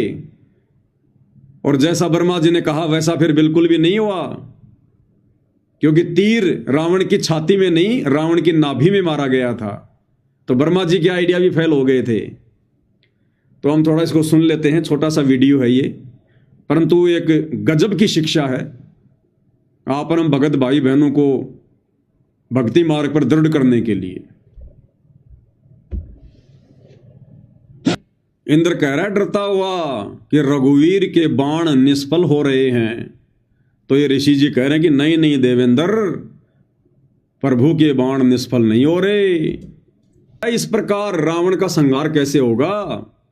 प्रभु श्री रामचंद्र जी रावण के सीने को लक्ष्य बनाकर, टारगेट बनाकर बाण क्यों नहीं मार रहे? अभी इतने में ब्रह्मा जी आ जाते हैं और कहते हैं भाई बहुत बड़ा गूढ़ रहस्य है, क्यों नहीं मारेंगे बाण? हालांकि कहानी ऐसी नहीं है भाई और बहनों, ये तो मिर्च मसाला लगा के ये टीवी चैनल वाले पेश कर देते हैं इनकी इज्जत बचाने के लिए। तो ब्रह्मा जी क्या कह रहे हैं कि श्री रामचंद्र रावण के सीने को लक्ष्य बनाकर तीर नहीं चलाएंगे। क्यों? क्योंकि रावण के हृदय में सीता बैठी हुई है, कि वो तो विषय वासनाओं का पुजारी था। इसी मकसद से तो सीता को लेकर आया था अपनी रानी बनाने के लिए। तो क्या कह रहे हैं ब्रह्मा जी कि श्री रामचंद्र जी इसलिए तीर नहीं मार रहे क्योंकि वे अंतर्यामी हैं। उनको पता है कि रावण के हृदय में सीता समाई हुई है, सीता बैठी हुई है, रावण सीता पर आसक्त है। और यदि प्रभु ने रावण के सीने में बाण मारा तो रावण के साथ साथ सीता माता भी मर जाएगी। और सीता माता के हृदय में प्रभु श्री रामचंद्र जी समाये हैं, तो सीता मरेगी तो प्रभु रामचंद्र भी मरेंगे। और रामचंद्र जी के अंदर तो सातों खंड, 9 खंड, 7 द्वीप, 14 भुवन, पूरी सृष्टि समाई हुई है। तो श्री रामचंद्र जी मर गए तो पूरी सृष्टि मर जाएगी। अब ब्रह्मा जी को यह नहीं पता, जिस समय वो रामचंद्र सरयू नदी में छलांग मार के उन्होंने सुसाइड किया, उस समय सारी सृष्टि खत्म क्यों नहीं हुई? अरे उस समय सारी सृष्टि क्यों नहीं मरी जब श्री रामचंद्र जी मरे थे सरयू नदी में छलांग मार के? तो ये तो इनकी अपनी अपनी पोप लीला है भाई और बहनों, लेकिन हमें क्या शिक्षा ग्रहण करनी है? पहले इनका संवाद सुन लो, क्या कह रहे हैं ये। तो क्या कहा श्री ब्रह्मा जी ने, जब देवराज इंद्र बहुत ज्यादा दुखी हो गया तो क्या इस प्रकार रावण नहीं मरेगा? तो ब्रह्मा जी ने कहा कि ऐसी बात नहीं है। जानबूझकर श्री रामचंद्र जी रावण के सीने को लक्ष्य बनाकर बाण नहीं मार रहे, उनका वध नहीं कर रहे। क्यों? क्योंकि रावण के हृदय में सीता बैठी है, सीता के हृदय में रामचंद्र जी बैठे हैं, और रामचंद्र जी के उदर में तो पूरी सृष्टि समाई हुई है। इस अवस्था में यदि राम को मार दिया गया तो पूरी सृष्टि समाप्त हो जाएगी, पूरी सृष्टि का विनाश हो जाएगा। तो देवराज बोले फिर कैसे मरेंगे? तो ब्रह्मा जी कह रहे हैं कि बार बार तीर मारकर उनकी गर्दन काटकर श्री रामचंद्र जी रावण को व्याकुल करना चाहते हैं, रावण को विचलित करना चाहते हैं, उसका ध्यान सीता से हटाना चाहते हैं। और यदि एक पल के लिए भी, एक क्षण के लिए भी अगर रावण का ध्यान सीता से हट गया, उसी क्षण अंतर्यामी श्री रामचंद्र रावण को तीर मारकर समाप्त कर देंगे। अब भाई और बहनों, आप और हमने जो शिक्षा लेनी है वो क्या है? भाई और बहनों, हम जिस भक्ति मार्ग पर चल रहे हैं, उस भक्ति मार्ग में परमात्मा कहते हैं कि जब तक हंसा हमरी आना, आना यानी मर्यादा, आन कान, जब तक हंसा हमरी आना और काल लगे ना तेरा बाणा, जब तक मेरा भगत मेरी आन कान में, मेरी मर्यादा में रहेगा, तब तक काल तेरा कोई भी तीर, तेरा कोई भी दाव मेरे भगत के ऊपर नहीं लग सकता, क्योंकि सावधानी हटी और दुर्घटना घटी। अब आप और हमारे लिए क्या शिक्षा है भाई और बहनों? श्री रामचंद्र जी, हम इन लोगों के अनुसार चलते हैं। हालांकि जिस प्रकार से ये ब्रह्मा जी ने बात कही है, ये गलत है, सही नहीं है, क्योंकि गुरुदेव के तत्व ज्ञान से अब हमें समझ में आती हैं सारी बातें। जिस प्रकार से ब्रह्मा जी के अनुसार श्री रामचंद्र जी जानबूझकर रावण को नहीं मार पा रहे थे, सब कुछ पता होने के बावजूद भी रावण को नहीं मार पा रहे थे। उनकी मजबूरी थी। क्या मजबूरी थी? कि रावण के हृदय में सीता समाई हुई थी। इसलिए रामचंद्र जी तीन लोक के स्वामी होने के बावजूद भी, इतने प्रबल शक्ति के धनी होते हुए भी वो रावण का वध नहीं कर पा रहे थे। ठीक इसी प्रकार भाई और बहनों, जब तक हमारे हृदय में, एक भगत के हृदय में उसका सतगुरु समाया रहेगा, उसका परमात्मा समाया रहेगा, और मालिक अपनी वाणी में कहते हैं, गुरु भगता मम आत्म सोई और वाके हृदय रहूं समोई। कबीर भगवान कहते हैं कि जो गुरु का भगत होगा, पक्का भगत होगा जो गुरु का। अब गुरु का पक्का भगत कौन होगा? जो गुरु को भगवान मान के भक्ति करेगा, गुरु के प्रत्येक वचन में रह के भक्ति करेगा, गुरु की प्रत्येक मर्यादा का पालन करेगा, वो होगा गुरु भगत। तो परमात्मा कहते हैं, गुरु भगता मम आत्म सोई, यानी गुरु का भगत मेरी पक्की आत्मा होगी। और ताके हृदय रहूं समोई, और ऐसे गुरु भगत के हृदय में मैं कबीर सदा समाया रहता हूं, बैठा रहता हूं। और भाई कबीर भगवान जिसके हृदय में बैठ जाए, फिर उसका कौन विनाश कर देगा? हालांकि यहां पर गुरु भी परमात्मा ही है, और परमात्मा तो परमात्मा है ही, डबल रोल करते हैं अपना। तो आप और हम भगत भाई बहनों के हृदय में जब तक हमारे गुरुदेव, हमारे कबीर भगवान बैठे रहेंगे, तब तक भाई और बहनों ये काल हमें किसी भी प्रकार से हानि नहीं पहुंचा सकता। इसका कोई भी तीर, इसका कोई भी बाण हमारे ऊपर नहीं चलेगा। ये मजबूर रहेगा, इसका हर षड्यंत्र फैल हो जाएगा। जिस प्रकार रामचंद्र जी रावण को नहीं मार पा रहे थे, क्योंकि सीता रावण के हृदय में समाई हुई थी। तो जब तक हमारे सीने में, हमारे हृदय में, हमारे दिल में हमारे गुरुदेव भगवान की भक्ति वाली ज्योत मर्यादाओं के साथ में जलती रहेगी, ये काल रूपी राक्षस हमें कोई हानि नहीं पहुंचा पाएगा, नहीं मार पाएगा हमारे को। अब ये क्या करेगा हमारे को मारने के लिए? मारना मतलब हमारे को मर्यादाओं से नीचे गिराने के लिए, सतगुरु से हमारा ध्यान भटकाने के लिए। ये काल क्या करेगा? ये षड्यंत्र करेगा, चाल चलेगा। जिस प्रकार रावण का ध्यान सीता से हटाने के लिए ब्रह्मा जी के अनुसार रावण श्री रामचंद्र जी चाल चल रहे थे। क्या? बार बार रामचंद्र जी के शीश काट रहे थे, उसके रावण के शीश काट रहे थे बार बार बार बार। उसका ध्यान भटकाने के लिए, उसको विचलित करने के लिए कि अगर एक बार रावण का ध्यान एक क्षण के लिए भी अगर सीता से हट गया, उसी क्षण मैं तीर मारकर इसका नाश कर दूंगा। और अंत में रामचंद्र वर्मा जी के अनुसार इस योजना में सफल हुआ। बार बार उसके शीश काटने से रावण व्याकुल हो गया, विचलित हो गया और रावण का ध्यान सीता से हट गया। और जैसे ही रामचंद्र जी को पता चला कि ध्यान हट गया, उसी समय उसने वो तीर मार दिया और रावण का खात्मा हो गया। अब यही चाल भाई और बहनों, ये काल चलेगा सतगुरु के भक्तों के साथ में, क्योंकि काल को पता है कि इनके हृदय में इनके परमेश्वर बैठे, इनके गुरुदेव भगवान बैठे हैं। और जब तक वो परम शक्ति इनके साथ में है, उसका आशीर्वाद है, तब तक मैं इन आत्माओं का बाढ़ भी बाका नहीं कर सकता, बाढ़ भी। तो काल क्या करेगा?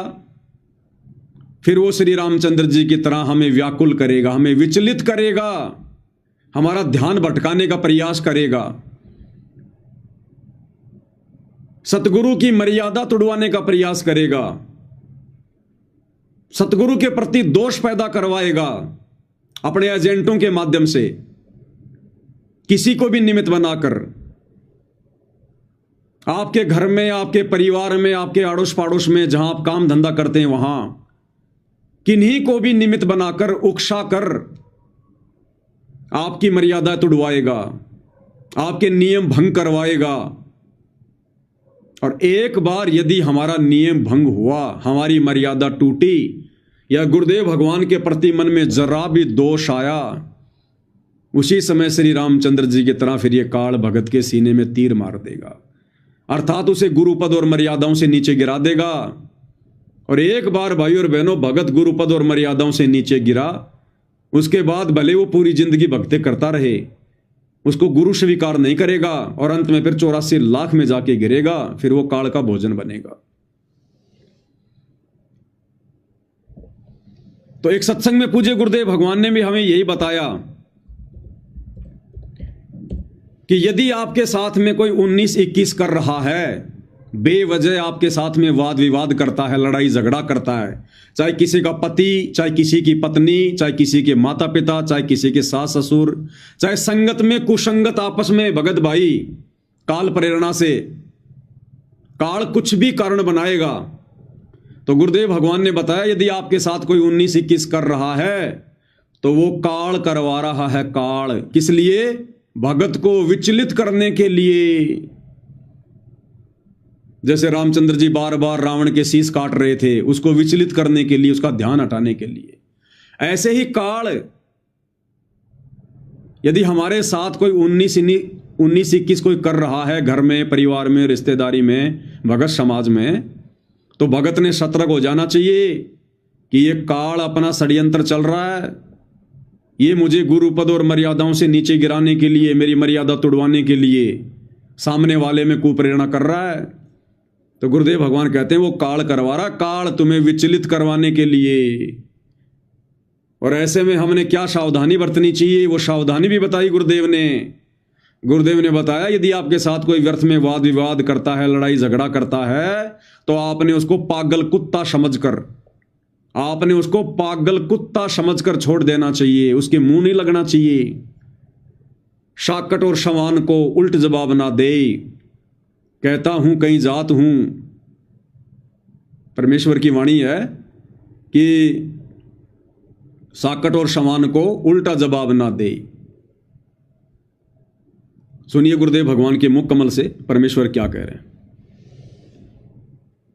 संसार कुछ भी कहे, वो तो जनता बोली, उसको पता नहीं, ज्ञान नहीं, वो तो आपके विषय में कुछ भी बोल सकते हैं। ना उनका दुख माने और ना उनका कहने तक अपने मार्ग से विचलित हो। इतनी बात याद अवश्य रखें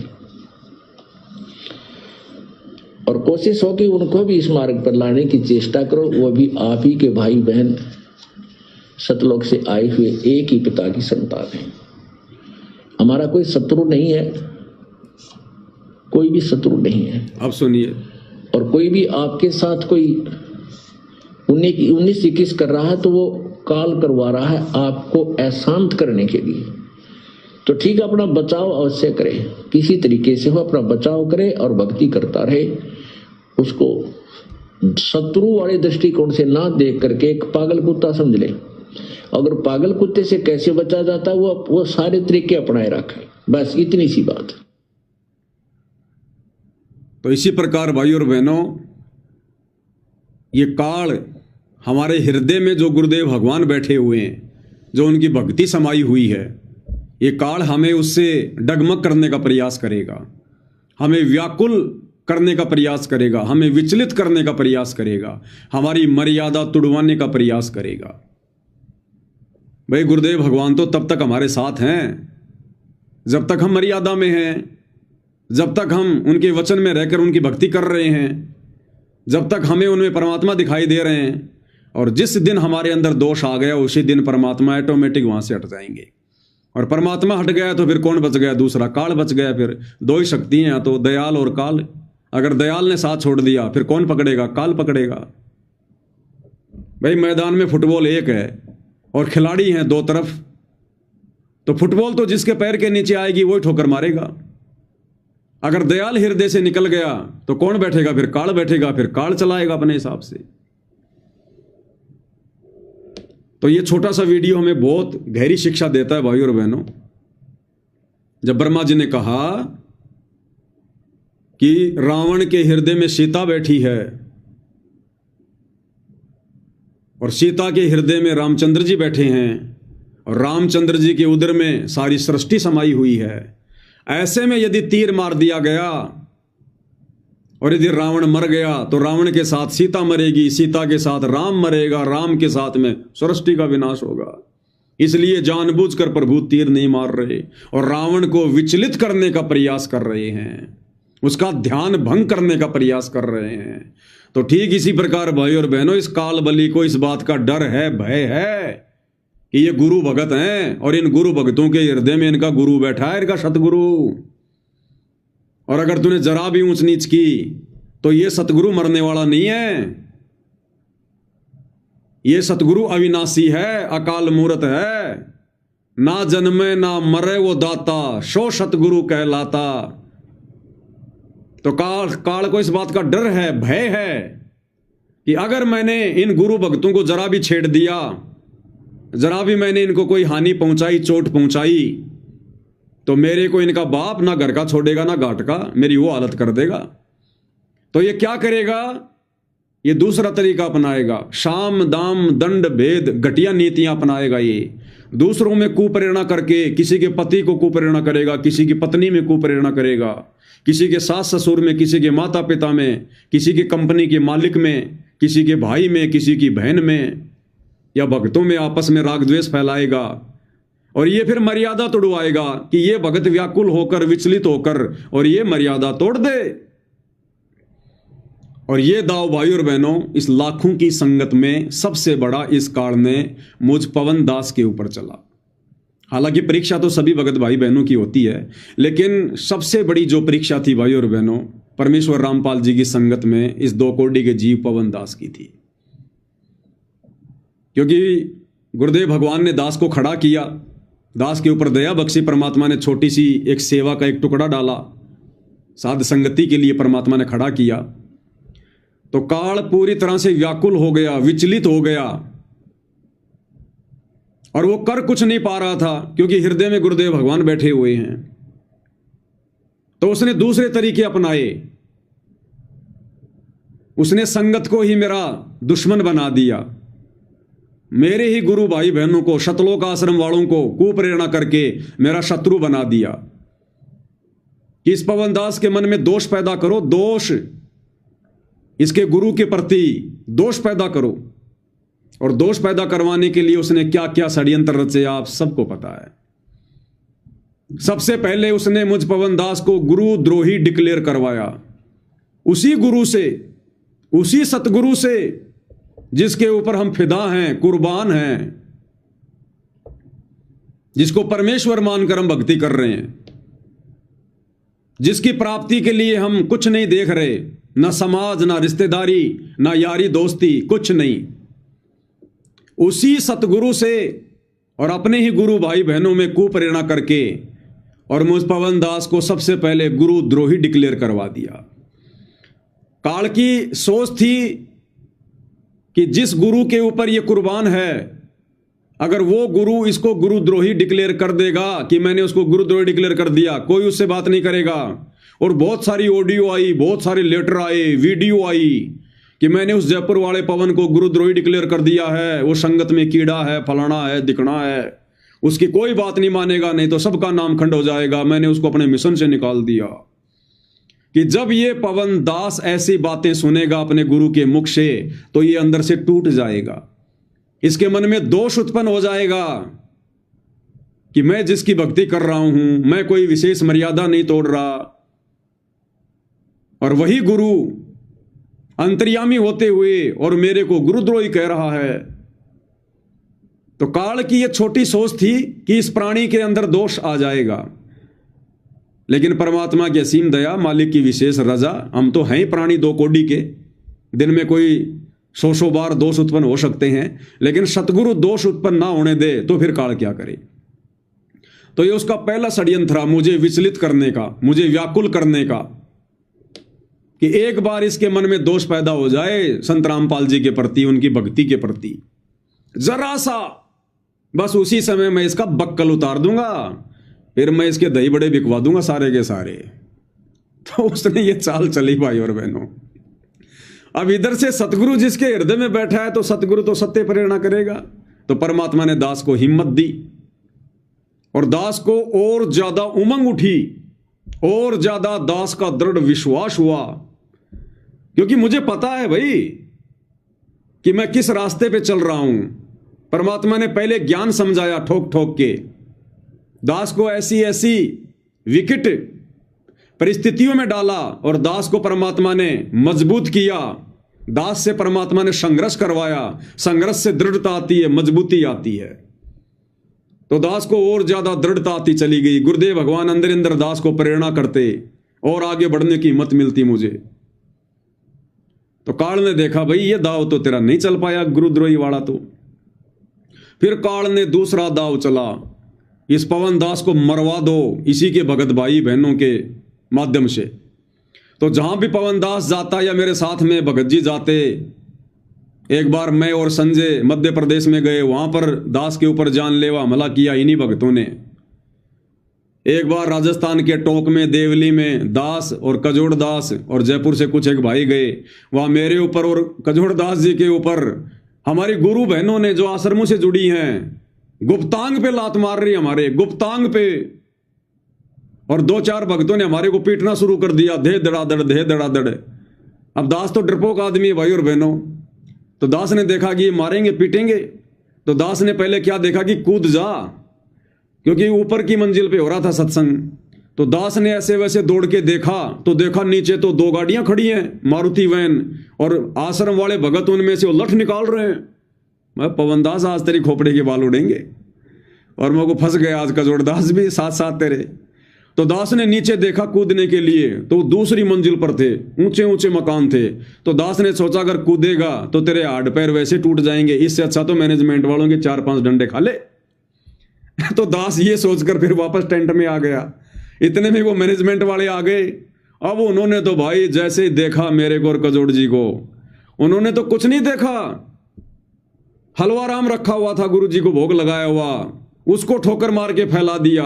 गुरु जी की जोत जल रही थी उसको गिरा दिया, गुरु जी की फोटो नीचे गिरा दी, और फोटो के ऊपर पैर रखकर अंधे होकर हम दोनों को मारने लग गए। बड़ी मुश्किल से परमात्मा ने दया बख्शी। फिर तो काल विचलित करने का प्रयास किया काल ने।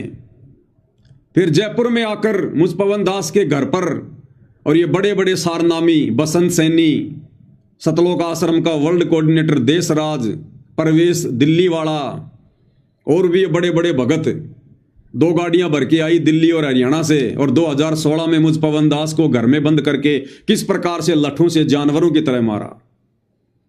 तो ये काल का दूसरा षड्यंत्र था, दूसरा दाव था कि इस पवन दास के मन में दोष आ जाए कि कहते हैं गुरु जी अंतर्यामी होते हैं, संत रामपाल जी तो अंतर्यामी हैं।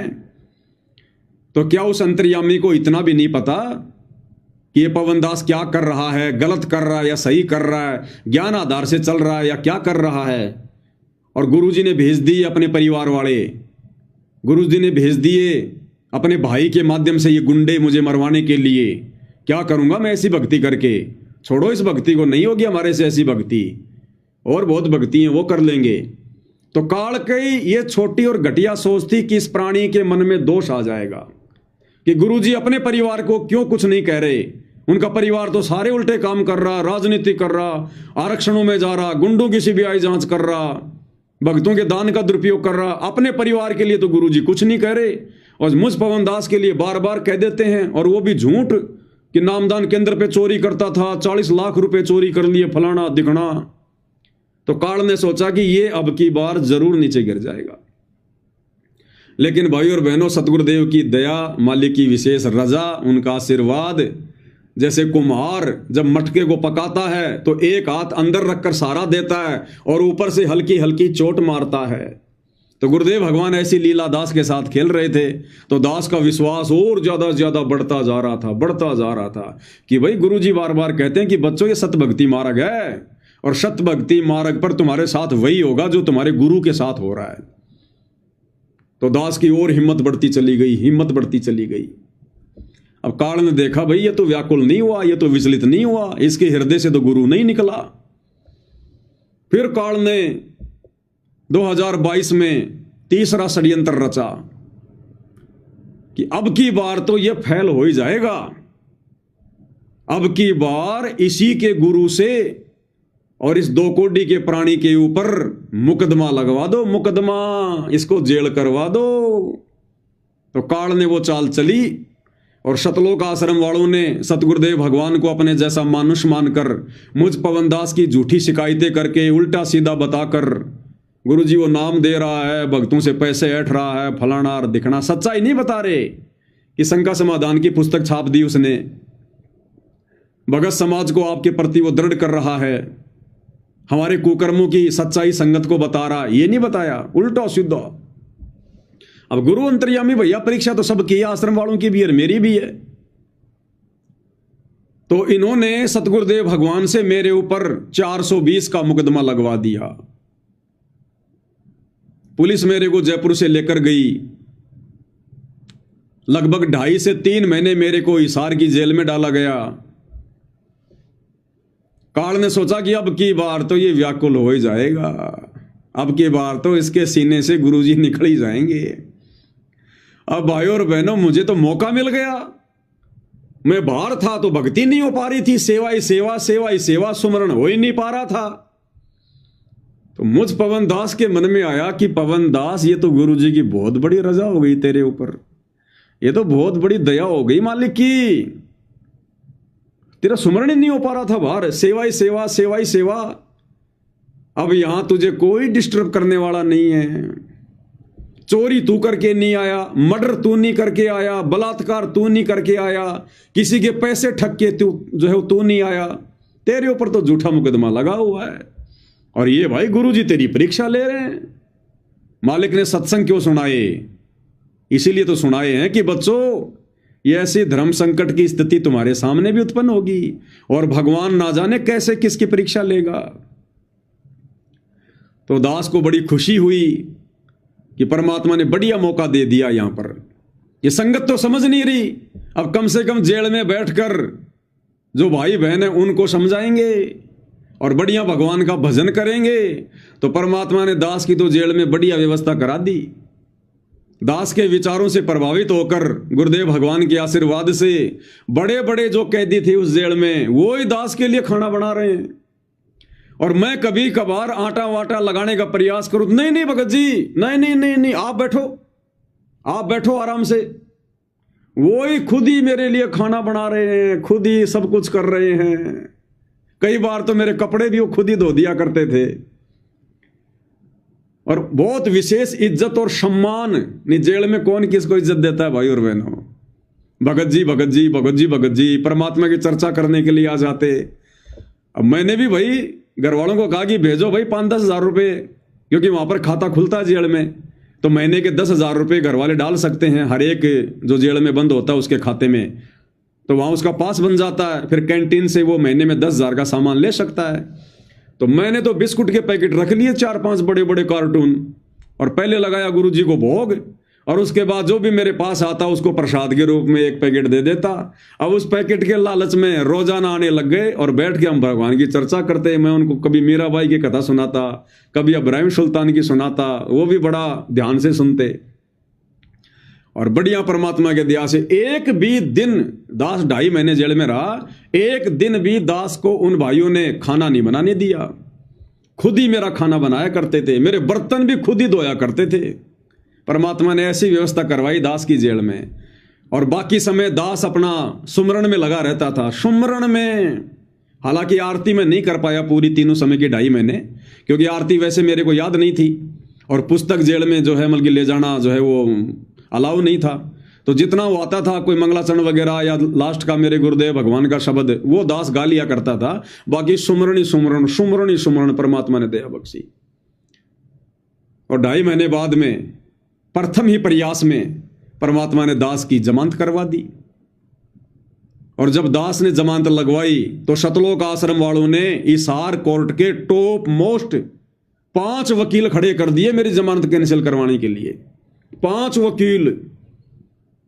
लेकिन जज में परमात्मा ने प्रेरणा की और बोला नहीं, मैं इसको जमानत दूंगा, और उसने जमानत दे दी। तो ये काल का दूसरा षड्यंत्र था भाई और बहनों, मुझ दास को विचलित करने का, व्याकुल करने का, कि इसके मन में दोष पैदा करवा दो। अब भाई और बहनों, इतना होने के बाद तो अगर गुरु भगवान की विशेष छप्पर फाड़ VIP रजा ना हो तो आप और हम तो 2 कोटि के जीव में भाई और बहनों, 50 बार दोष आ जाए, 50 बार। लेकिन मेरी तो उल्टी उमंग बढ़ती चली गई, उमंग बढ़ती चली गई। ये भगवान आप तो इतिहास बनवा रहे हो, इतिहास।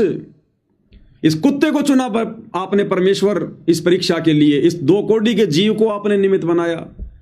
ये भगवान, ये सेवा तो ब्रह्मा विष्णु महेश को भी नसीब नहीं है। इस सेवा के लिए तो सृष्टि के बड़े बड़े देवता लोग भी जो है वो तरसते हैं। सतगुरु के मिशन में इस प्रकार से नियुक्त बनकर, निमित्त बनकर सेवा के लिए। तो दास का विश्वास 7वें आसमान पर।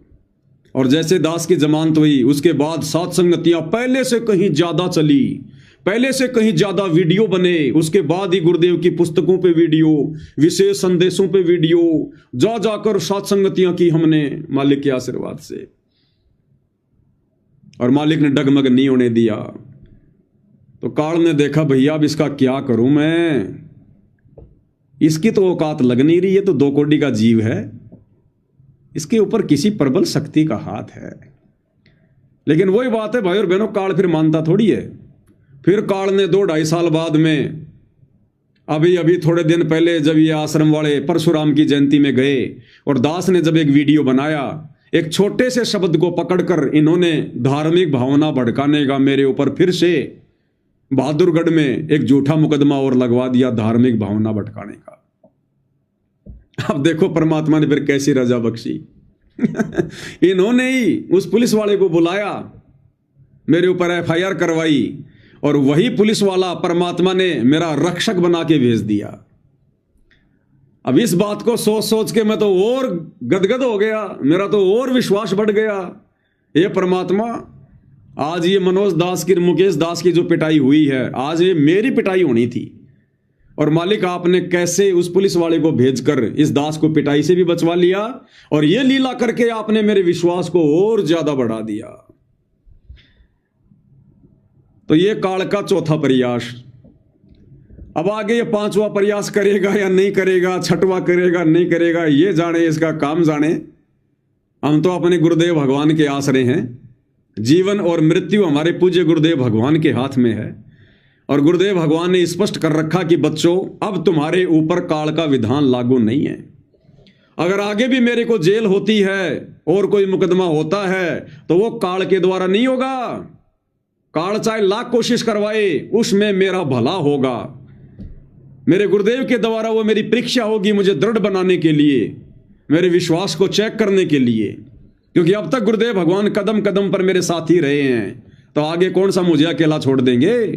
और जो भगत भाई बहन इसी प्रकार अपने गुरुदेव पर, अपने इष्ट पर इस कदर दृढ़ होकर लगेगा, विश्वास करेगा, मन में भी कभी शंका पैदा नहीं करेगा, भक्ति मार्ग से कभी कदम पीछे हटाने की नहीं सोचेगा, तो कौन सा परमात्मा फिर उनका साथ छोड़ देंगे। और आज देख लो सत्सेवक भाई बहनों के साथ गुरुदेव भगवान कदम कदम पर है, कदम कदम पर छाया की तरह साथ चलते हैं गुरुदेव भगवान। जो बच्चा गऊ की नजर में यूं साईं को संत, और भक्तों के पीछे फिरे भगत वत्सल भगवंत। तो भाई और बहनों, ये गुरुदेव भगवान की विशेष रजा के बिना संभव नहीं है। काल तो हमें डगमग करने का प्रयास करेगा, ये तो विचलित करने का प्रयास करेगा, ये अपने भोजन को इतनी आसानी से सतलोक नहीं जाने देगा, ये तो सारे घटिया कर्म करेगा, घटिया नीतियां अपनाएगा, संगत में कुसंगत पैदा करके उनके भी कर्म फुड़वाएगा। लेकिन आप और हमारा टारगेट केवल आत्म कल्याण होना चाहिए, आत्म कल्याण। हमने संसार से यदि पीठ मोड़ी है, मुंह मोड़ा है, तो अपने गुरु को प्रसन्न करने के लिए, अपनी आत्मा के कल्याण के लिए। और जब हम इस कदर आगे बढ़ चुके हैं, 90% हम ये सफर तय कर चुके हैं, तो अब आगे का जो 10%, 10% समय जो सफर बचा हुआ है, भला अब हम कैसे पीछे को ये कदम हटाकर कायरता पेश कर सकते हैं। गुरुदेव भगवान ने बताया, इस परिस्थिति में यदि कोई पीछे हटेगा भक्ति मार्ग से, वो तो कायर होगा, कायर। परमात्मा कहते हैं, छाती से छाती मिले, मिले नैन से नैन। और आगे मालिक की वाणी क्या कहती है, छाती से छाती मिले, मिले नैन से नैन, और जोगी बोले बैन। ऐसी कुछ वाणी है परमात्मा की। यानी जो सूरवीर होते हैं, सूरवीर, शेर, संत और कोयल के बच्चे, परमात्मा कहते हैं ये केवल आगे को बढ़ते हैं, आगे को, ये पीछे कदम नहीं हटाते। संत सूरमा शेर हैं, गरजे और गाजे, और बाकी दुनिया तो भेड़ है जो बिदके और बाजे। तो मालिक कहते हैं सूरमा हमेशा आगे को कदम बढ़ाते हैं, बैक नहीं होते, क्योंकि हमारा मकसद किसी का बुरा करना नहीं है। इसलिए भगत कभी लड़ता नहीं, भगत कभी डरता नहीं, भक्ति मार्ग पर गुरु पर विश्वास करके आगे की ओर बढ़ता है। और भगवान फिर कौन सा हमसे दूर है। परमात्मा कहते हैं, जय तू चाले एक कदम, मैं चालूं कदम 60। अगर तू विश्वास करके मेरे भक्ति मार्ग पर एक कदम बढ़ेगा तो परमात्मा कहते हैं मैं 60 कदम आगे बढ़ूंगा, 60 कदम तेरी रक्षा के लिए। जय तू चाले एक कदम, मैं चालूं कदम 60। और जय तू हो जा काठ का, काठ यानी लकड़ी, जय तू हो जा काठ का, तो मैं हो जाऊं लोहे की लाठ। और अगर तेरे अंदर जरा भी दोष आ गया, तो परमात्मा कहते हैं जय तू हो जा काठ का, तो मैं हो जाऊं लोहे की लाठ। फिर मैं तेरा बाप हूं, फिर तेरा बक्कल उतार दूंगा मैं। ये ना सोचना जरा भी तेरे में अहंकार आ गया, अभिमान आ गया, मान बढ़ाई आ गई। अगर तू लकड़ी जितना भी अगर तेरे अंदर अभिमान आ गया, तो परमात्मा कहते हैं फिर मैं लोहा बन जाऊंगा। जय तू हो जा काठ का, मैं हो जाऊं लोहे की लाठ। और अगर तू प्यार प्रेम से, भक्ति भाव से, मर्यादा से मेरे मार्ग पर 2 कदम भी रखेगा, तो मैं 60 कदम आगे चलूंगा तेरे से। तो भाई और बहनों, ऐसी गलती हम क्यों करेंगे। अब इतना ज्ञान लेने के बाद भी यदि हम बैक होंगे, पीछे कदम हटाएंगे, तो हमारे जैसा कायर कौन। तो अब तो हमने निरंतर आगे कोई बढ़ना है। एक देसी कहावत है कि उखड़ में अगर मुंह दे दिया, सिर दे दिया, तो फिर मूसल से क्या डरना। उखड़ मुसल क्या होता है। हम छोटे छोटे थे तो हमारे घर वाले कभी कभार बाजरे की खिचड़ी बनाया करते थे। अब बाजरा क्या होता है, बाजरे को कूटना पड़ता था पहले ढंग से। तो बाजरा डाल देते थे उसमें उखड़ में, वो लकड़ी का बनता था, उसमें वो गड्ढा सा होता था उखड़, उसमें बाजरा डाल देती थी हमारी माँ, 1 किलो 1.5 किलो। और वो मूसल होता था 1 मीटर का, बीच में उसके पकड़ने का होता था। हमारे को मूसल दे दिया करती थी कि इसको बाजरे को कूटो। हम उस मूसल से दे दे के बाजरे को कूटा करते थे, फिर उसकी खिचड़ी बनती थी। या हमारे दादाजी कभी कभार हुक्का पीने के लिए तमाकू कूटा करते थे, तो उसमें उखड़ में तमाकू डाल के फिर मेरे को मूसल दे देते थे कि इसको कूट इसको। अब मैं खांसता रहता था, छींकता रहता था और उस तमाकू को कूटता रहता था, और दादा की तमाकू बना के दिया करता था। तो देसी कहावत है कि यदि आपने उखड़ में सिर दे दिया, तो फिर ऊपर से मूसड़ से क्या डरना। अरे जब भक्ति मार्ग पर ही आ गए, संसार से पीछे हट गए, तो बाकी फिर भाई फिर पीछे कदम क्यों हटाने। फिर तो कायरों का काम हो जाएगा, कायरों का काम। ना घर के रहेंगे, ना घाट के रहेंगे, ना सतगुरु के रहेंगे, ना समाज के रहेंगे।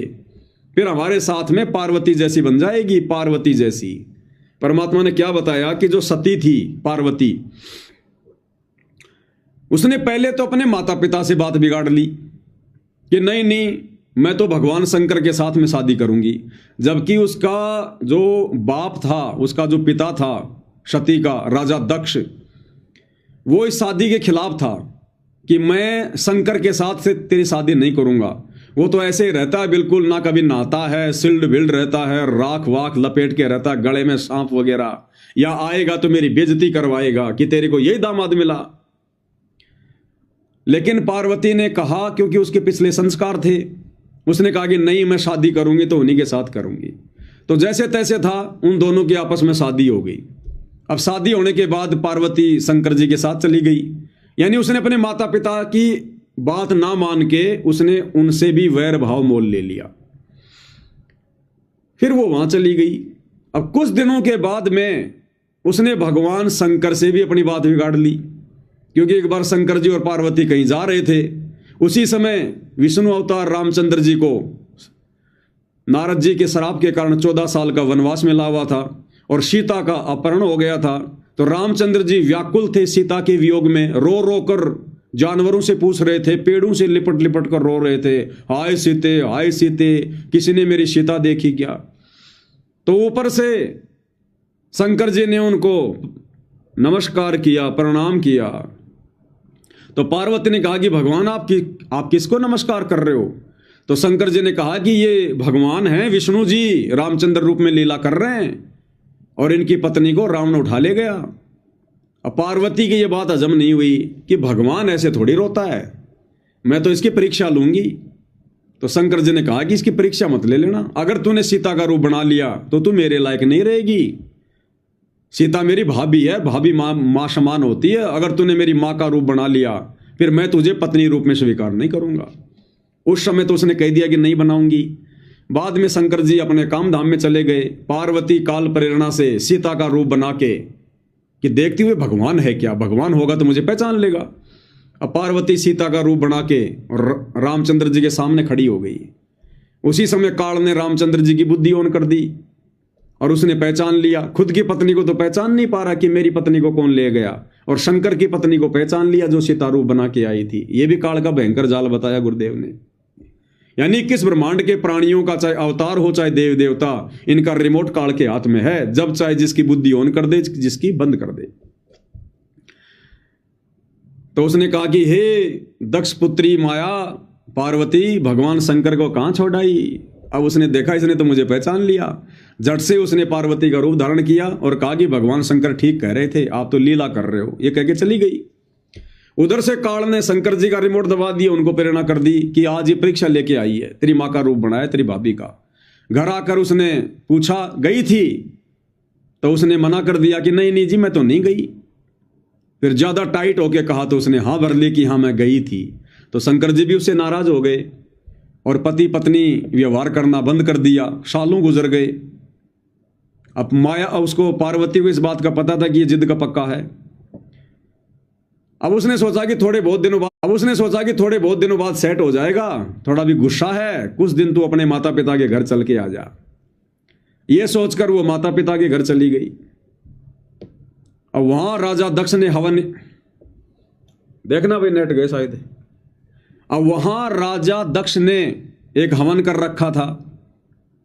अब वो बहुत लंबी चौड़ी कहानी है, गुरुदेव ने हम सबको बताई रखी है। तो राजा दक्ष ने उसकी बेइज्जती कर दी। तेरे को यहां पर किसने बुलाया, तू बिन बुलाई मेहमान बन के क्यों आई है, जा अपने पति के पास में। इस बात से वो पार्वती नाराज हो गई और वो हवन कुंड में छलांग लगा दी, उसने जल के भस्म हो गई। तो भाई और बहनों, यदि इस वक्त हम भाई बहन जो साध संगति से जुड़े हुए हैं, गुरुदेव की हमारे ऊपर असीम रजा है और 90% हम ये संघर्ष का सफर तय कर चुके हैं, 10% बचा है और यदि अब हमारे में से किसी ने हिम्मत हार दी, घुटने टेक दिए, मर्यादा तोड़ दी, लोकलाज में आकर, दबाव में आकर, किसी भी प्रकार से, काल तो मर्यादा तोड़वाएगा चाहे कारण कोई भी बने। यदि मन में दोष आ गया किसी भी प्रकार से, तो हमारे साथ में भाइयों और बहनों फिर पार्वती जैसी बनेगी, जो ना घर की रही ना घाट की रही। माता पिता से बात बिगाड़ के तो शंकर से शादी कर ली, और फिर शंकर के साथ भी बात बिगाड़ ली। तो जगत से, समाज से दुश्मनी मोल लेकर, मर्यादाओं को लेकर, इन परंपराओं को छोड़कर हमने सतगुरु की शरण ग्रहण की, समाज को हमने अपना दुश्मन बना लिया। और अब अगर सतगुरु के भी यदि हम भगत बनकर नहीं रहेंगे, वफादार बनकर नहीं रहेंगे, मर्यादाओं में रहकर भक्ति नहीं करेंगे, अगर इन्होंने भी हमारे को रिजेक्ट कर दिया शंकर जी की तरह, तो हमारे साथ में फिर पार्वती जैसी बनेगी, जल के मरना पड़ेगा, फिर दुर्गति होगी फिर हमारी, फिर कोई रास्ता नहीं है फिर दूसरा। इसलिए भाइयों और बहनों, परमेश्वर की बहुत बड़ी दया, बहुत बड़ी मेहर, गुरुदेव भगवान के सत्संगों का जो सार निकाला जा रहा है, उन्हीं के आशीर्वाद से लाखों की संगत है गुरुदेव भगवान की, लेकिन उन तक ये वीडियो नहीं पहुंच रहे। उन सभी लोगों के फेसबुक अकाउंट इन आश्रम वालों ने मोबाइल हाथ में ले लेके बंद कर रखे हैं कि पवन दास इज लाइव, कर दो ब्लॉक। स्पेशल सेवा लगती है इन आश्रमों में, स्पेशल सेवा, कि इन बेचारे भोले भाले भक्तों की मोबाइल पकड़ो, फेसबुक पे जाओ, पवन दास का अकाउंट सर्च करो, पवन दास इज लाइव, और उसको ब्लॉक कर दो वहां से। इस कारण से इन भाई बहनों के पास हमारे वीडियो नहीं पहुंच पा रहे। इन लाखों भक्तों के फेसबुक के अकाउंट आश्रम वालों ने बंद कर रखे हैं। इसलिए परमात्मा कहते हैं, सकल पदार्थ है जग माही, और भाग बिना नर पावे नाही। तो आप और हमारा भाग्य खुला हुआ है, जो गुरुदेव भगवान ने हमें साथ संगति से जोड़ रखा है। ये गुरुदेव भगवान के सत्संगों के ऊपर जो वीडियो बन रहे हैं, ये हमें सुनने को मिल रहे हैं, हमें बहुत सारी चीजें समझने को मिल रही है, दिन प्रतिदिन हम दृढ़ होते जा रहे हैं। तो बताओ, हम गुरुदेव भगवान की महिमा क्यों ना करें, उनका दिन रात गुणगान क्यों ना करें। ऐसी असीम रजा, ऐसी दया तो देवी देवताओं पर भी नहीं है, देवी देवताओं पर भी, जो परमेश्वर ने अपने लाखों की संगत में से हम चंद सत्सेवक भाई बहनों के ऊपर कर रखी है।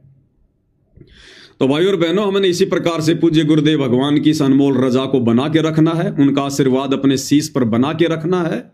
और ये आशीर्वाद और उनकी रजा तभी तक रहेगी जब तक हम गुरु को परमात्मा मानकर और हर प्रकार से उनके वचन में रहकर, उनकी मर्यादाओं में रहकर, प्यार प्रेम से, राग द्वेष ईर्ष्या को त्याग कर इस भक्ति मार्ग पर लगे रहेंगे अपनी आत्मा के कल्याण के लिए।